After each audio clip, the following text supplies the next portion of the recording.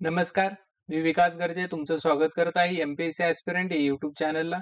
आज आपण भारताचा संपूर्ण भूगोल म्हणजे ह्या पूर्ण लेक्चर जे आहे ते आपलं 2 ते 3 तासाचं लेक्चर असू शकतं. या लेक्चरमध्ये आपण पूर्ण भारताचा संपूर्ण भूगोल ह्याच्यामध्ये माझं नाव विकास आहे.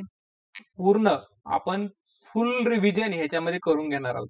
म्हणजे मॅपवर पूर्ण भूगोल तुम्हाला राज्यसेवा घ्या, राज्यसेवा तसेच कंबाईन साठी खूप इम्पॉर्टंट आहे. कंबाईन साठी सुद्धा इम्पॉर्टंट आहे. हा पूर्ण भूगोल आपण याच्यामध्ये कव्हर करून घेणार आहोत. ह्या पूर्ण भूगोल मॅपवरून शिकणार आहोत. ह्याच्यामध्ये युपीएससी, एमपीएससी व सर्व स्पर्धा परीक्षांकरिता हा भूगोल महत्वाचा आहे. जर आतापर्यंत तुम्ही टेलिग्राम चॅनल जॉईन केला नसेल, @aspirant कट्टा या नावाने इथं टी आहे, सॉरी ॲस्पिरंट कट्टा या नावाने टेलिग्राम चॅनल आहे, ते तुम्ही जॉईन करा. परंतु ह्याचं नाव एमपीएससी ॲस्पिरंट हेच आहे, हे लक्षात ठेवा. ॲस्पिरंट हे नावच आहे आपलं. जे की चॅनलचं नाव आहे तेच ह्या चॅनलचं नाव आहे, ते तुम्ही जॉईन करा आणि ह्याच्यामध्ये पूर्ण आपण संपूर्ण रिव्हिजन करून घेणार आहोत. चला तर सुरुवात करूया ह्या लेक्चर सिरीजला. आणि जर ह्याची लेक्चर सिरीजची पीडीएफ पाहिजे असेल, पीडीएफ पाहिजे असेल तर तुम्हाला हा टेलिग्राम चॅनल जॉईन करावा लागेल आणि ह्या टेलिग्राम चॅनलला ह्याची पूर्ण लेक्चर सिरीजची पीडीएफ तुम्हाला ह्या ठिकाणी भेटून जाणार आहे. आणि ती पीडीएफ डाउनलोड करून तुम्ही स्वतः जो मॅप दिलेला आहे, मी पूर्ण असे एक स्लाइड दिलेले आहे, त्याच्यामध्ये एका साईडला मॅप आहे आणि दुसऱ्या साईडला पूर्ण डाटा आहे. तो मॅपवर डाटा स्वतः तुम्ही भरून स्वतः एक नोट्स चांगल्या पद्धतीने तयार करू शकता, जे की एक्झाम ओरिएंटेड नोट असू शकते आणि ते तुम्ही चांगली एक्झाम साठी तयार करून ठेवू शकता. तसेच माझं लेक्चर सुद्धा हे पूर्ण लेक्चर पाहून तुम्ही रिव्हिजन करून घेऊ शकता. चला तर ह्या लेक्चरला सुरुवात करूया. आता पूर्ण जगामध्ये जग जर बघितलं तर जगाचा नकाशा, हा पूर्ण जगाचा नकाशा मी तुम्हाला दिलेला आहे. या नकाशामध्ये भारताचं स्थान कुठं आहे, तर भारत आपण जर बघितला तर आशिया खंडामध्ये भारत आपल्याला पाहायला भेटतो. हा भारताचं स्थान या ठिकाणी आपल्याला भारत पाहायला भेटतं. आणि भारतामधून कोणतं आता विषुववृत्त हे जर बघितलं तर विषुववृत्त अशा पद्धतीने एक विषुववृत्त हे ह्या ठिकाणापासून जातं, जे की म्हणजेच दक्षिण अमेरिका, आफ्रिका खंड तसंच आशिया खंडामधून सुद्धा हा विषुववृत्त जातं. परंतु जर बघितलं तर भारतामधून हे कर्कवृत्त जातं, म्हणजे 23 डिग्री 30 मिनिट उत्तर पूर्व अक्षरवृत्त, 23 डिग्री 30 मिनिट उत्तर पूर्व अक्षरवृत्त जे आहे ते भारतामधून जातं. ज्या ज्या ठिकाणापर्यंत सूर्यांच्या हालचाली म्हणजेच कर्कवृत्त ते मकरवृत्त या दरम्यान सूर्याची हालचाल असते, जी आपल्याला या ठिकाणी पाहायला भेटते. की ज्या ज्या ठिकाणी उष्णकटिबंधीय प्रदेश तयार होतो, हे फक्त 23 डिग्री पूर्व, सॉरी 23 डिग्री उत्तर ते 23 डिग्री दक्षिण या ठिकाणीच हा विषुववृत्तीय प्रदेश आपल्याला तयार झालेला जाणवतो. आणि त्याच्यामध्ये भारताचं स्थान आहे. भारताच्या मध्यवर्तीमधून हे म्हणजे अक्षरवृत्त गेलेलं आहे, हे तुम्ही लक्षात ठेवा. आणि भारत हा आशिया खंडामध्ये आहे, जो की आपल्याला पूर्वेला पाहायला भेटू शकतो, म्हणजे पूर्वोत्तर देशामध्ये आपल्याला हे भारत आपल्याला पाहायला भेटतो. आता आपण भारताचा विस्तार पाहणार आहोत. तर भारताच्या विस्तारामध्ये आपण अक्षरवृत्ती आणि रेखावृत्ती विस्तार ह्याच्यामध्ये डिस्कस करणार आहोत. तर याच्यामध्ये अक्षरवृत्तीय जर विस्तार बघितला भारताचा, तर 8 डिग्री 4 मिनिट उत्तर म्हणजे या ठिकाणी पाहू शकतो. या ठिकाणचा जो भाग आहे, या ठिकाणपासून भारत या ठिकाणापर्यंत आहे. तर हा 37 डिग्री 6 मिनिट उत्तर पर्यंत भारत आपल्याला अक्षरवृत्तीय विस्तारामध्ये पाहायला भेटतो. तर पूर्व म्हणजे आता ह्याच्यामध्ये पाहूया रेखावृत्तीय विस्तारामध्ये भारत कुठे आहे, तर 68 डिग्री 7 पूर्व म्हणजे 68 डिग्री या ठिकाणी 68 डिग्री 7 मिनिट पूर्व रेखावृत्त ते 97 डिग्री म्हणजे 97 डिग्री 25 मिनिट पूर्व रेखावृत्तापर्यंत भारत आपल्याला पाहायला भेटतो. आणि हा जो नंबर आहे ते नंबर तुम्ही पाठ करा. ह्याच्यापासून एखादा मोबाईल नंबर तयार करू शकता, तशा पद्धतीने पाठ करू शकता. परंतु हे नंबर पाठ करा, ह्याच्यावर प्रश्न येऊन गेलेले आहेत आणि आता सुद्धा विचारू शकतात. म्हणजेच जर अक्षरवृत्तीय विस्तार बघितला 8 डिग्री 4 मिनिट उत्तर ते 37 डिग्री 6 मिनिट उत्तर हे आपल्याला पाहायला भेटतो. तर 68 डिग्री 7 मिनिट पूर्व रेखावृत्त ते 97 डिग्री 25 मिनिट पूर्व रेखावृत्तापर्यंत भारताचा विस्तार आपल्याला पाहायला भेटतो. तर आता भारतामधून जाणारे कर्कवृत्त, आता भारतामधून कर्कवृत्त कुठून जातं? भारतामधून जाणारे हे कर्कवृत्त आपण पाहू शकतो. अशा पद्धतीने कर्कवृत्त भारतामधून जातं. ते 23 डिग्री 30 मिनिट उत्तरपर्यंत म्हणजेच ह्या ठिकाणापासून कर्कवृत्त हे भारतामधून जातं. तर याचा परिणाम काय होतो? तर प्रामुख्याने हवामान व वनस्पती वितरणावर ह्याचा परिणाम होतो. हवामान आणि वनस्पती वितरणावर ह्याचा परिणाम होतो. तसंच जर बघितलं हवामानामध्ये पर्जन्यमान, तापमान ह्याच्यामध्ये सुद्धा ह्याचा परिणाम झालेला आपल्याला पाहायला भेटतो. तर ह्याचं जर भारतामधून हे पश्चिमेकडून पूर्वेकडे कर्कवृत्त जातं. म्हणजे ह्या साईडकडून पश्चिम साईडकडून पूर्व साईडला हे कर्कवृत्त भारतामधून जातं. ते कोणत्या म्हणजेच 8 राज्यामधून हे कर्कवृत्त भारतामधून जातं. तर त्याच्यामध्ये गुजरात आहे 1 नंबरला. गुजरात या ठिकाणी आपल्याला गुजरात पाहायला भेटतं. नंतर राजस्थानच्या थोड्या भागामधून, नंतर मध्य प्रदेशमधून एक कर्कवृत्त आपल्याला जाताना दिसतं. नंतर छत्तीसगडमधून एक कर्कवृत्त जाताना दिसतं. नंतर झारखंडमधून जातो. नंतर पश्चिम बंगालमधून एक कर्कवृत्त जातं. तसंच त्रिपुरा या ठिकाणी त्रिपुरा आहे. त्रिपुरामधून कर्कवृत्त जातं आणि मिझोराम या ठिकाणी मिझोराम. अशा एकूण 8 राज्यांमधून हे कर्कवृत्त आपल्याला जाताना दिसतं. नंतर ह्याच्यामध्ये भारताची प्रमाण वेळ. आता भारताची प्रमाण वेळ जर बघितली तर ही आपल्याला भारताची प्रमाण वेळ पाहायला भेटते की प्रमाण वेळ भारताची आहे जे की 5 राज्यांमधून ही प्रमाण वेळ जाते. ही कुठे आहे? तर ही 82 डिग्री 30 मिनिट पूर्व म्हणजे 82 डिग्री म्हणजेच जे ग्रीनिच रेषा आहे ग्रीनिच रेषेपासून म्हणजे रेखावृत्त मोजले जातात. त्याच्यामध्येच 82 डिग्री 30 मिनिट पूर्व रेखावृत्तावर आपलं भारताची प्रमाण वेळ मोजली जाते जी की अलाहाबाद मधून जाते. या ठिकाणी अलाहाबाद मधून ही प्रमाण वेळ जाते. तर ही 5 राज्यांमधून जाते हे लक्षात ठेवा. ह्याच्यामध्ये 5 अलाहाबाद मधून जाते 22 डिग्री 30 मिनिट पूर्व रेखावृत्त आहे आणि तीच भारताची प्रमाण वेळ म्हणली जाते. आणि ही प्रमाण वेळ जी आहे ती 5.5 तास 5 तास 30 मिनिटांनी ही पुढे आहे हे लक्षात ठेवा. म्हणजे ग्रीनिच पासून ही आपलं भारत हे पूर्वेला असल्यामुळे हे आपले भारताची प्रमाण वेळ ही 5 तास 30 मिनिटांनी पुढे आहे हे तुम्ही लक्षात ठेवा. आणि कोणत्या राज्यांमधून जाते तर उत्तर प्रदेश मधून जाते. नंतर मध्य प्रदेश मधून जाते, छत्तीसगड मधून जाते आणि आंध्र प्रदेश आणि ओडिसा या 5 राज्यांमधून ही प्रमाण वेळ जाताना आपल्याला दिसते. आणि ह्याच्यावर हा प्रश्न विचारला जाऊ शकतो. त्यामुळे हा राज्य तुम्ही लक्षात ठेवा. नंतर प्रमाण वेळेचं हे 82 डिग्री 30 मिनिट पूर्व रेखावृत्त हे लक्षात ठेवा. नंतर कर्कवृत्तचं लक्षात ठेवा. नंतर तुम्ही अक्षरवृत्ती आणि रेखावृत्ती विस्तार सुद्धा तुम्ही ह्याच्यामध्ये एक लक्षात ठेवा.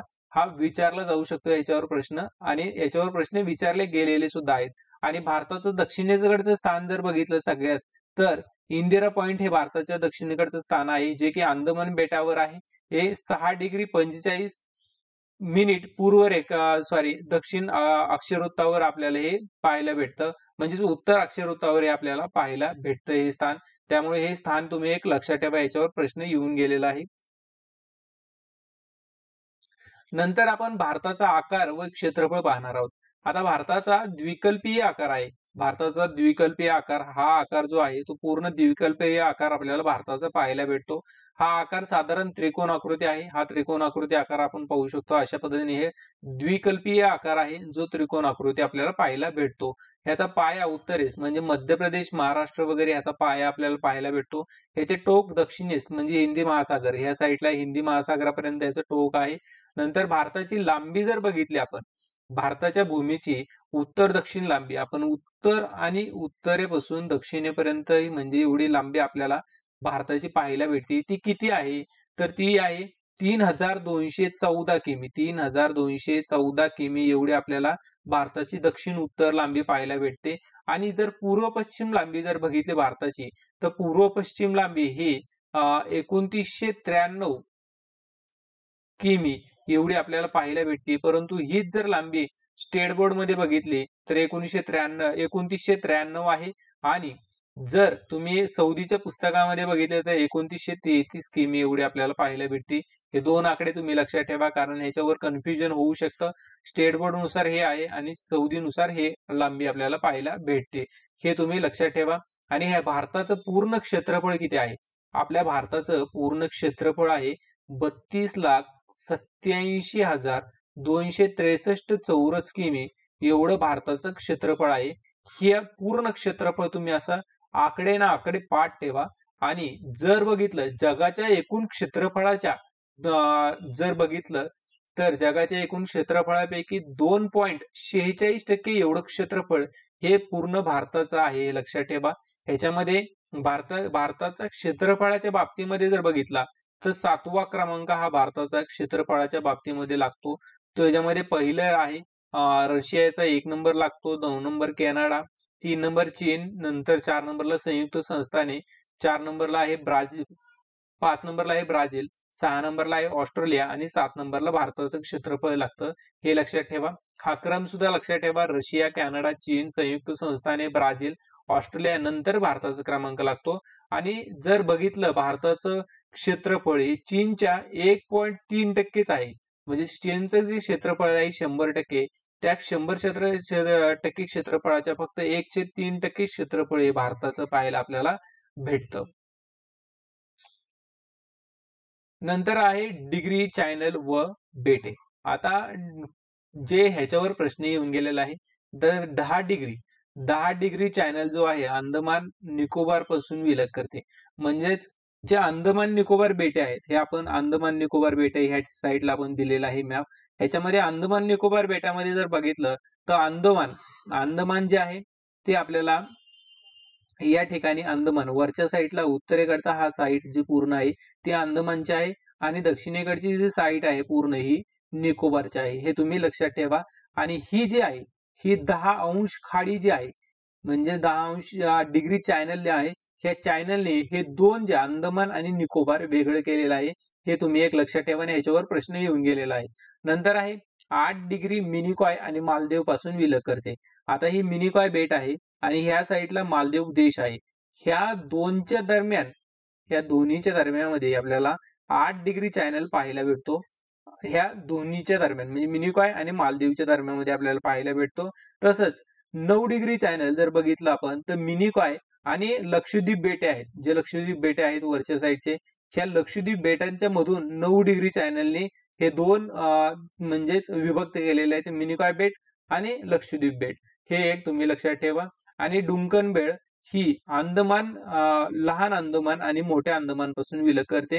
हे डुंकन बेट जे आहे ती दक्षिण अंदमान जो आहे हा दक्षिण अंदमान आणि हा उत्तर अंदमान जे आहे ह्या मध्यंतरी ह्या ठिकाणी लिटल अंदमान जे आहे या ठिकाणी ही जी डुंकन बेट आहे ही बेट लहान अंदमान आणि मोठ्या अंदमानापासून आपल्याला विलग करताना दिसते आहे. आणि हे पूर्ण बेट तुम्ही पाठ करून ठेवू शकता. ह्याच्यामध्ये बॅरन बेट आहे जी की ज्वालामुखी बेट आहे.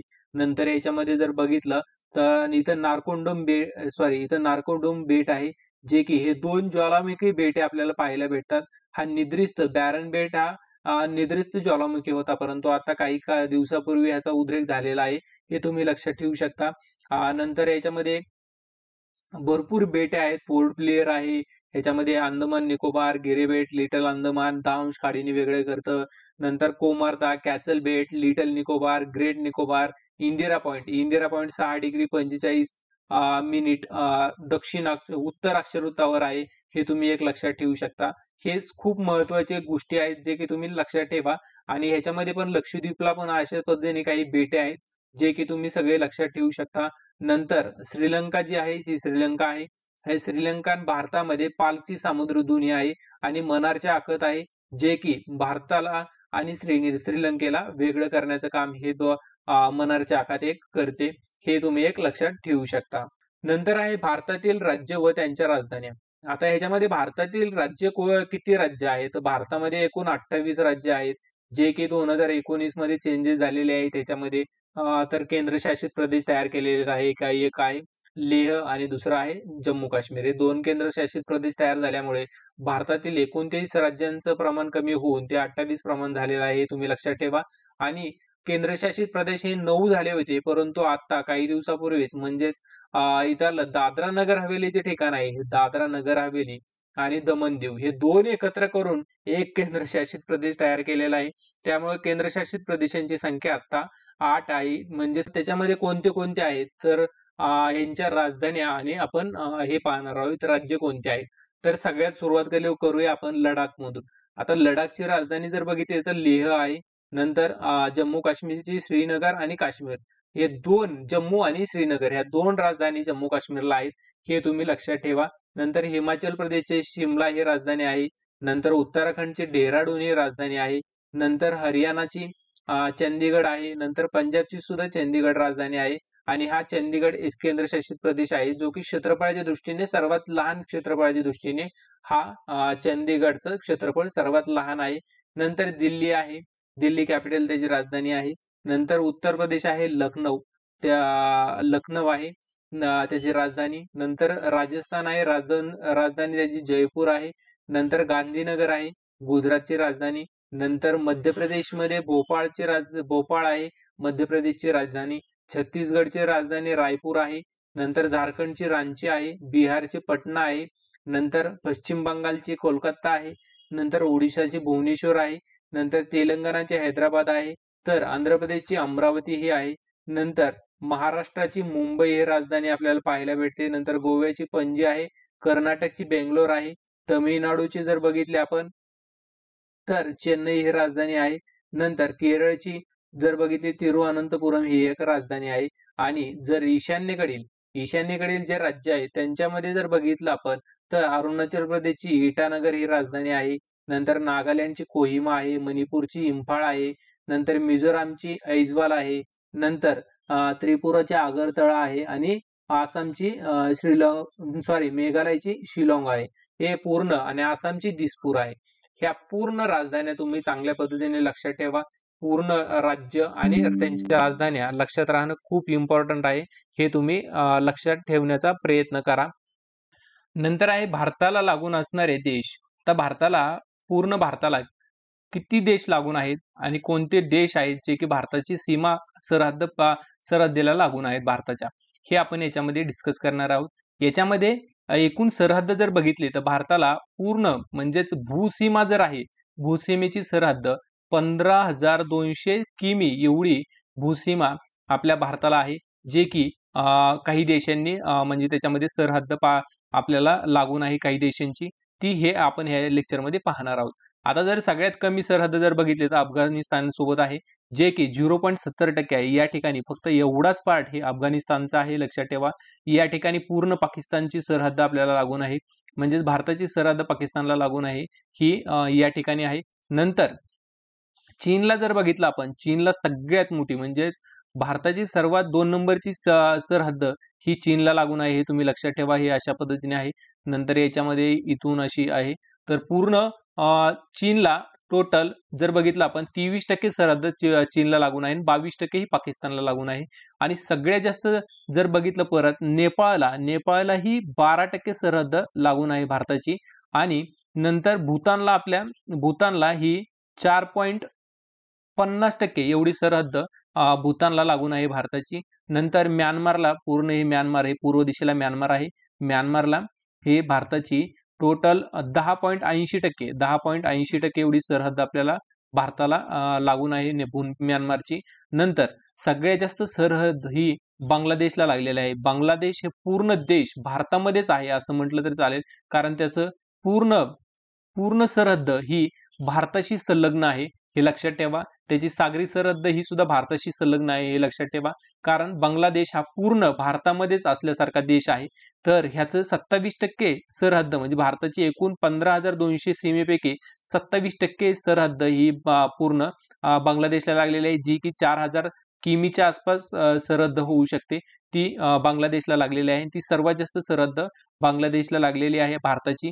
2 नंबरला चीन सोबत आहे. 3 नंबर पाकिस्तान सोबत आहे. 4 नंबर जर बघितलं आपण नेपाळ आहे.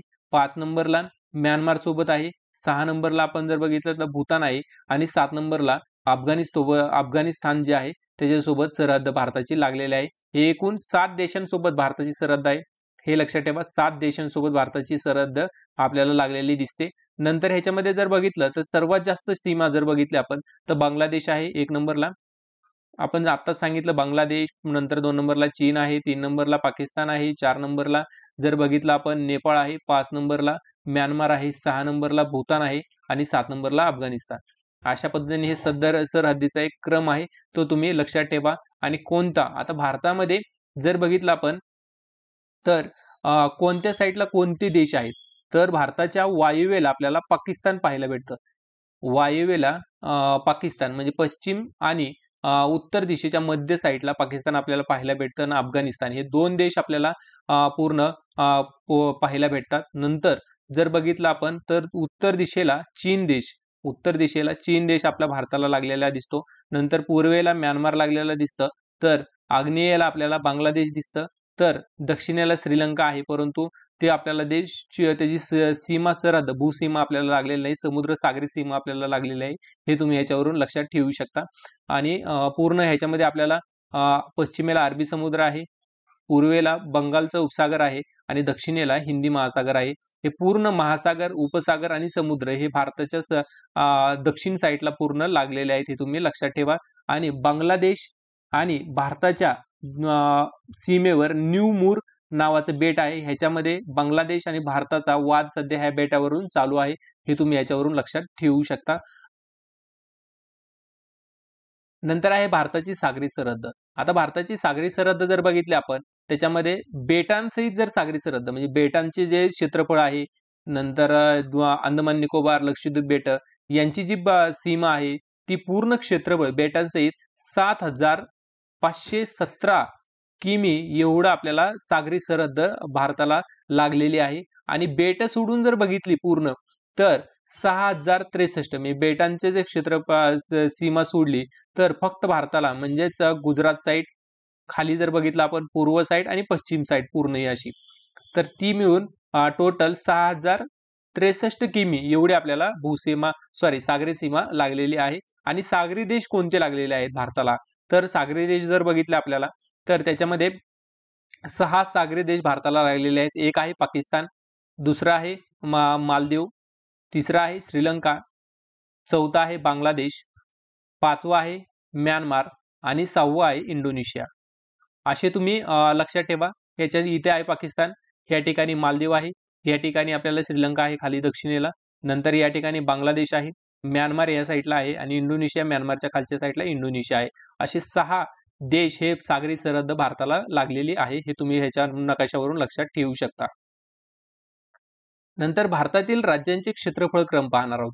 आता भारतामध्ये टोटल तुम्हाला माहित आहे किती राज्य आहेत वगैरे ते, परंतु त्यांचं क्षेत्रफळ, आता सगळ्यात जास्त क्षेत्रफळ जर बघितलं भारतामध्ये, राजस्थान हे सगळ्यात मोठं राज्य आहे की ज्याचं सगळ्यात मोठं क्षेत्रफळ आहे 32,02,000 जवळपास चौरस किमी एवढं जवळपास क्षेत्रफळ आहे. नंतर मध्य प्रदेशचं सुद्धा 3,08,000 क्षेत्रफळ एवढं चौरस किमी क्षेत्रफळ आपल्याला 2 नंबर मध्य प्रदेश आहे, 1 नंबर राजस्थान आहे. नंतर 3 नंबरला महाराष्ट्राचं क्षेत्रफळ आहे, ते आहे 3,07,713 चौरस किमी. नंतर उत्तर प्रदेश आहे, 4 नंबरला उत्तर प्रदेशचं क्षेत्रफळ आहे, जे की 2,38,600 चौरस किमी एवढं आपल्याला पाहायला भेटतं. नंतर सर्वात कमी क्षेत्रफळाच्या बाबतीत जर बघितलं आपण तर गोवा या राज्याचं क्षेत्रफळ सर्वात कमी आहे, ते की 37,000 चौरस किमी एवढं आपल्याला पाहायला भेटतं. नंतर सिक्कीम आहे, 71,000 चौरस किमी आपल्याला सिक्कीमचं क्षेत्रफळ पाहायला भेटतं. नंतर त्रिपुरा या ठिकाणी आहे, ते 3 नंबरला आहे, त्याचं क्षेत्रफळ सर्वात कमी आहे. त्रिपुरेचं सर्वात कमी गोवा, नंतर सिक्कीम, नंतर त्रिपुरा आणि नंतर नागालँड आहे. यांचं क्षेत्रफळ सर्वात कमी आपल्याला नागालँड या साईडला आहे, याचं क्षेत्रफळ आपल्याला कमी झालेलं दिसतं. नंतर भारताचे प्राकृतिक विभाग जर बघितले तर भारताचे प्राकृतिक विभागामध्ये भारताचे टोटल 5 प्राकृतिक विभाग पडतात. त्याच्यानुसार आपण कुठे कोणते प्राकृतिक विभाग आहेत ते सर्व आपण याच्यामध्ये डिस्कस करणार आहोत.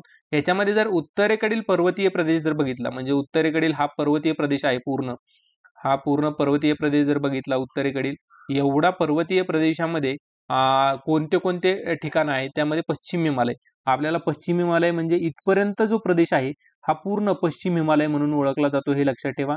नंतर पूर्वांचल म्हणजेच पूर्व हिमालय जर बघितलं आपण तर पूर्व हिमालय एवढा पूर्व हिमालय आहे. आणि पूर्वांचल बघितलं तर पूर्वांचलमध्ये हा प्रदेश म्हणजेच हा पूर्ण मिझोराम, नागालँड, पतकोई वगैरे ज्या टेकड्या आहेत ह्या सगळ्या टेकड्या वगैरे हा पूर्वांचल म्हणून ओळखला जातो. हे ईशान्येकडील डोंगर रांगा आहेत, जे की हिमालय पर्वत जो आहे तो पूर्ण अशा पद्धतीने विस्तारलेला दिसतो. असाच म्यानमार कडून खाली आपल्याला गेलेला हिमालय पर्वत दिसतो. नंतर याच्यामध्ये उत्तर भारतीय मैदानी प्रदेश कुठे आहेत, तर याच्यामध्ये उत्तर भारतीय मैदानी प्रदेशामध्ये जर बघितलं तर उत्तर मैदान आता उत्तर भारतीय मैदान जर बघितलं तर हे पूर्ण उत्तर भारतीय मैदान आहे, एवढं उत्तर भारतीय मैदान पाहायला भेटतं. त्यामध्ये पूर्व मैदान हे आहे, नंतर हे आसामचं मैदान आहे, हे पूर्ण आसामचं मैदान आपल्याला पूर्ण पाहायला भेटतं. हे थर वाळवंट ह्या साईडला पूर्ण थर वाळवंट आहे, जे की आपल्याला पाहायला भेटतं. हे उत्तर भारतीय मैदानी प्रदेश आपल्याला ह्या ठिकाणी ह्या नकाशामधून पाहायला भेटू शकतात. नंतर भारताच्या प्राकृतिक विभागामध्येच जर 3 नंबरला जर बघितलं आपण भारतीय द्विकल्पीय पठारी प्रदेश. आता भारतीय द्विकल्पीय पठारी प्रदेशामध्ये कोणता भाग येतो? तर पूर्ण हा द्विकल्पीय भाग पठारी प्रदेशाचा भाग जो आहे पूर्ण हा आपला भारतीय द्विकल्पीय पठारी प्रदेशाचा भाग आपल्याला भेटतो. ह्याच्यामध्ये जर बघितलं आपण उत्तर मध्यवर्ती उंचवटा. आता जो पूर्ण मध्य प्रदेशचा भाग आहे हा पूर्ण मध्य प्रदेशचा भाग उत्तर जर बघितला आपण पूर्ण मध्य प्रदेशचा भाग त्याच्यामध्ये त्यालाच उत्तर मध्यवर्ती उंचवटा आणि त्याच्याच खालच्या साईडला भागाला म्हणजेच सातपुडा पर्वताच्या वरच्या भागाला हा दक्षिण मध्यवर्ती उंचवटा भाग असं म्हटलं जातं. नंतर पूर्वेकडील पठारे म्हणजेच ह्या साईडचे जे पठारे आहेत पूर्ण ह्या साईडच्या पठारे जे आहेत त्यालाच पूर्वेकडील पठारे असं म्हणतात. नंतर हे उत्तर दख्खन पठार आहे, ह्याच्या खाली दक्षिण पठार आहे, दक्षिण दख्खन पठार आहे. नंतर पश्चिम घाट आहे, हा पश्चिम घाट आपल्याला पाहायला भेटतो. नंतर हा पूर्व घाट आहे, हा पूर्व घाट आपल्याला या ठिकाणी पाहायला भेटतो नकाशामध्ये. तर नंतर भारतीय किनारी मैदानी प्रदेश जर बघितले आपण 5 नंबरला प्राकृतिक विभागानुसार तर पश्चिम किनारपट्टी आपल्याला ही पश्चिम किनारपट्टी पूर्ण पाहायला भेटते, जे की महाराष्ट्र, गुजरात नंतर खाली गोवा, कर्नाटक, केरळ राज्य ही पश्चिम किनारपट्टी आपल्याला पाहायला भेटते. तर पूर्व किनारपट्टी कोणती आहे? तर पूर्व किनारपट्टी पश्चिम बंगाल, नंतर खाली गेला आपण तर ओडिसा, नंतर त्या खाली गेलं तर आंध्र प्रदेश, नंतर तमिळनाडू आणि ही पूर्ण पश्चिम पूर्व किनारपट्टी आपल्याला एक पाहायला भेटते ही पूर्ण. नंतर भारतीय बेटे हे 5 नंबरला आहे. भारतीय बेटे हे प्राकृतिक विभागानुसार त्याच्यामध्ये अंदमान निकोबार बेटे आपल्याला हे ठिकाणी पाहायला भेटतात. तर ह्या ठिकाणी आपल्याला लक्षद्वीप बेटे पाहायला भेटतात. हे पूर्ण भारताचे प्राकृतिक विभाग जे आहेत 5 आपण ह्याच्यामध्ये सांगितले.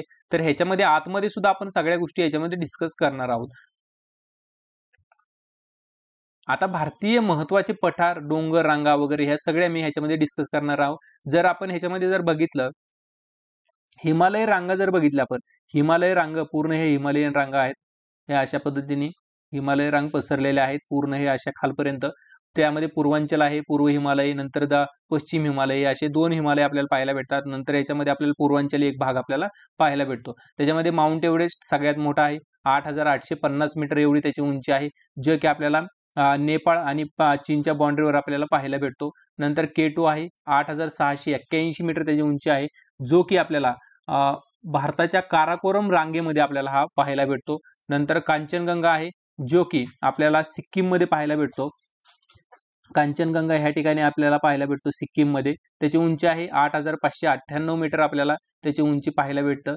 जर ह्याच्या रांगा पाहितल्या आपण तर काराकोरम रांग एक सगळ्यात वरती पाहितली काराकोरम आहे, नंतर झास्कर आहे, त्याच्या खाली जर बघितलं तर पीरपंजाल ही रांग आहे, ही आणि नंतर त्या खाली शिवालिका रांगा आहेत.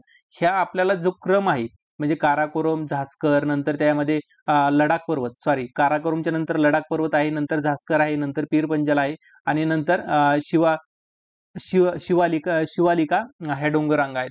ह्या पूर्ण आपल्याला हा क्रम जो आहे तो क्रम एक्झामला विचारला गेलेला आहे. काराकोरमचा का, नंतर लडाख आहेत, नंतर झास्कर आहे आणि नंतर पीरपंजाल. हा 4 जे डोंगराचा क्रम आहे तो विचारला गेलेला आहे. तो क्रम आपण लक्षात अशा पद्धतीने ठेवू शकतो. आणि ह्याच्या ठिकाणी आपण इकडे बघितलं जर पूर्वेला बघितलं तर पूर्वेला पूर्ण अरुणाचल प्रदेशच्या साईडला हा पूर्ण हिमालयाचाच भाग आहे, जो की पूर्व हिमालय म्हणून ओळखला जातो. आणि पूर्वांचलमध्ये जर बघितलं आपण पूर्वांचलमध्ये पूर्ण खासी, जैंतिया आणि काराकोरम नागा टेकड्या आहेत. ह्या पूर्ण ह्या ठिकाणी आपल्याला पाहायला भेटतात. ह्याच्यामध्ये जर गारो, खासी, जंतिया ह्या टेकड्या आहेत, नंतर बरेल पर्वत आहे या ठिकाणी, नंतर नागा टेकड्या आहेत, नंतर लुशाई टेकड्या, त्यालाच मिझो टेकड्या असं सुद्धा म्हटलं जातं. ह्या ठिकाणी आपल्याला या पूर्वेकडे पाहायला भेटतात. नंतर ह्याच्यामध्येच आपण जर बघितलं तर भारतीय वाळवंटी प्रदेश म्हणजे थर वाळवंट आपल्याला या ठिकाणी म्हणजे पश्चिम साईडला आपल्याला पाकिस्तान साईडला हे आपल्याला थर वाळवंट पाहायला भेटतं. त्याच्यामध्येच मग नंतर अरवली पर्वताची रांग बघितली तर ही रांग सुद्धा आपल्याला ह्या ठिकाणी पाहायला भेटते, जी की ईशान्येकडून नैऋत्येकडे आपल्याला ही रांग पाहायला भेटते. नंतर हे तर आपल्याला बुंदेलखंड पठार आहे, नंतर बागेलखंड पठार आहे, छोटा नागपूर पठार आपल्याला हे पाहायला भेटतो. अशाच पद्धतीने हे राजमहल टेकड्या आहेत ज्या की पाहायला भेटतात. हा जो क्रम आहे अरवली पर्वत, बुंदेलखंड पठार, नंतर बाघेलखंड पठार, नंतर छोटा नागपूर पठार आणि राजमहल टेकड्या यांचा जो क्रम आहे म्हणजे पश्चिमेकडून पूर्वेकडे किंवा पूर्वेकडून पश्चिमेकडे जो क्रम आहे त्याच्यावर प्रश्न विचारला गेलेला आहे. तो क्रम तुम्ही एक लक्षात ठेवा आणि ते कुठे कुठे आहेत हे तुम्ही नकाशावरून ह्यावरून पाहू शकता आणि हे लक्षात ठेवा कारण ह्याच्यावर प्रश्न येऊन गेलेले आहेत. आणि ह्या टेकड्या पठार मी तुम्हाला सांगितले ह्या नकाशामध्ये ते सगळे तुम्ही चांगल्या पद्धतीने लक्षात ठेवा आणि तुम्हाला तसंच पीडीएफ भेटणार आहे. ते पीडीएफ मध्ये सुद्धा स्वतः तुम्ही त्याच्यावर खुणा करून लक्षात ठेवू शकता. नंतर भारतीय महत्वाचे पठार आणि डोंगर रांगामध्ये दक्षिणेकडचं साईट आपण आता याच्यामध्ये पाहणार आहोत. ह्याच्यामध्ये जर बघितलं तर सातपुडा पर्वतरांग आपल्याला ही पाहायला भेटते जी की मध्य प्रदेश आणि महाराष्ट्राच्या काही भागामध्ये आपल्याला पाहायला भेटते. नंतर विंध्याचल पर्वतरांग आहे. नंतर त्याच्यामध्येच नंतर आपण जर बघितलं खाली तर महाराष्ट्रामध्ये सातमाळा अजिंठा डोंगर रांग आहे. नंतर हरिश्चंद्र बारागट रांगा आहेत. नंतर महादेव डोंगर रांगा आहेत.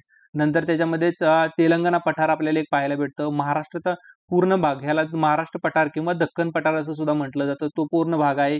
नंतर सह्याद्री पर्वत आपल्याला या ठिकाणी पाहायला भेटतो जो की पश्चिम किनारपट्टी पूर्ण त्यांनी ही केलेली आहे. नंतर त्याच्यामध्येच मलयगिरी टेकड्या आहेत. नंतर त्याच्यामध्ये नल्लामल्ला टेकड्या आहेत. नल्लामल्ला टेकड्या सुद्धा आपल्याला या ठिकाणी पाहायला भेटतात. नंतर मध्ये अनाईमुडी पर्वत सुद्धा आपल्याला एक पाहायला भेटतो. पूर्ण ही पूर्व किनारपट्टी सुद्धा एक टेकड्यांनी बनलेली आहे आपल्याला या ठिकाणी पाहायला भेटू शकते. आणि ह्याच्यामध्ये काही पठार आहेत ते सुद्धा तुम्हाला सांगितलं. छोटा नागपूर पठार तुम्हाला माहित आहे. मैकेल डोंगररांग सुद्धा आहे छत्तीसगडमध्ये हे तुम्ही लक्षात ठेवा. हे सगळे डिस्कस आपण यामध्ये केलेले आहेत. नंतर आपण खाली पाहू शकतो लक्षद्वीप बेटे वगैरे आपण ह्या ठिकाणी आहेत. म्हणजेच पश्चिम साईडला लक्षद्वीप बेटे आहेत त्याच्यामधले सगळे बेटे आपण पाहू शकतो. नंतर या ठिकाणी आपल्याला उत्तर अंदमान नंतर दक्षिण अंदमान आहे जे की 10 अंश खाडीने विलक्त केलेले आहे हे आपण या ठिकाणी पाहू शकतो. नंतर बंगालचा उपसागर आहे पूर्व साईडला, पश्चिम साईडला अरबी समुद्र आहे, दक्षिण साईडला हिंदी महासागर आहे. हे सर्व आपण ह्या नकाशामधून पाहू शकतो आणि हे तुम्हाला नकाशे पीडीएफ भेटणार आहे त्याच्यावरून सुद्धा तुम्ही याच्यामध्ये डिस्कस करू शकता. यामध्ये आपण भारतातील नदी प्रणाली पाहणार आहोत. त्यामध्ये पहिलं आहे सिंधू नदी प्रणाली. आता सिंधू नदीचा जर उगम बघितला आपण तर ही सिंधू नदी कुठून कुठे वाहते तर पूर्वेकडून पश्चिमेकडे सिंधू नदी वाहते हे तुम्ही लक्षात ठेवा. पूर्वेकडून पश्चिमेकडे अशा पद्धतीने सिंधू नदी वाहते. नंतर तिचा उगम कुठं झालेला आहे तिचा उगम झालेला आहे मानस सरोवरामध्ये तिबेट या ठिकाणी म्हणजेच या ठिकाणी त्याचा उगम झालेला आहे. आणि ह्याची पूर्ण म्हणजेच ह्या नदीची लांबी 2880 किमी एवढी लांबी ह्या नदीची आहे. जे की भारतामध्ये ह्या नदीची सिंधू नदीची लांबी ही 709 किमी एवढी भारतामध्ये ह्याची लांबी आपल्याला पाहायला भेटते. नंतर ह्याच्या जर नद्या बघितल्या आपण ही सिंधू नदी अशा पद्धतीने येते त्याच्यामध्ये त्याला पाहितलं तर श्योक नदी आपल्याला पाहायला भेटते जी की उत्तरेकडून आपल्याला जॉईन झालेली आहे सिंधू नदीला. नंतर याच्यामध्ये गिलगिट नदी आहे जी की जॉईन झालेली आहे सिंधू नदीला जी अफगाणिस्तानच्या बाउंड्रीवरून तशीच वाहत येते. नंतर झेलम नदी आहे दक्षिण साईडने झेलम आहे. नंतर त्याखाली रावी नदी आहे. नंतर आहे सतलज. नंतर चिनाब नदी आहे. अशा पद्धतीने पूर्ण ह्या नद्यांचा क्रम जो आहे तो तुम्ही एक लक्षात ठेवा. त्याच्यामध्ये सिंधू, झेलम, चिनाब, रावी, सतलज हे अशा पद्धतीने एक क्रम आहे तो तुम्ही याच्यामधून लक्षात ठेवू शकता आणि हा एक्झामला विचारला जाऊ शकतो हा क्रम. त्यामुळे नक्कीच तुम्ही लक्षात ठेवण्याचा याच्यामध्ये प्रयत्न करा. ह्याची लांबी वगैरे मी सर्व तुम्हाला सांगितलेलं आहे. ही शेवट नदी जाऊन कुठे भेटते तर अरबी समुद्राला या ठिकाणी जाऊन सिंधू नदी भेटते. हे त्याच्यामध्ये एक महत्वाचा पॉइंट आहे. हा तुम्ही सिंधू नदीचं क्षेत्र आपण याच्यामध्ये डिस्कस केलेलं आहे या स्लाइडमध्ये.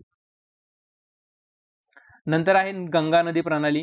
गंगा नदी प्रणाली जर बघितली तर आपण गंगा नदीचा उगम जर बघितला यमुनोत्री आणि गंगोत्री या दोन नद्या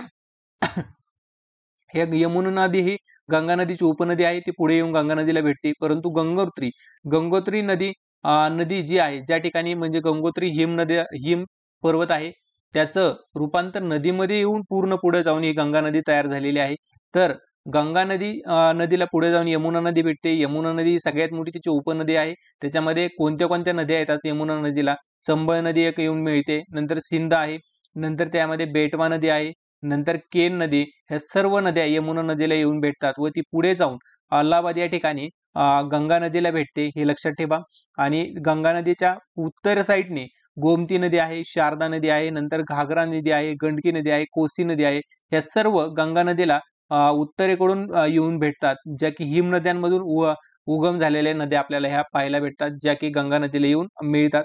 जर गंगा नदीचा पूर्ण लांबी जर बघितली तर पूर्ण लांबी 2525 किमी एवढी पूर्ण लांबी ही गंगा नदीची आहे. भारतामधील सर्वात लांबीची नदी ही आपल्याला गंगा नदी पाहायला भेटते आणि ही नदी बंगालच्या उपसागरामध्ये जाऊन भेटते आणि ह्या ठिकाणी पूर्ण म्हणजे बंगालच्या उपसागरापाशी पूर्ण सुंदरबनचा प्रदेश हा गंगा नदीने तयार केलेला आहे, हे तुम्ही लक्षात घेऊ शकता.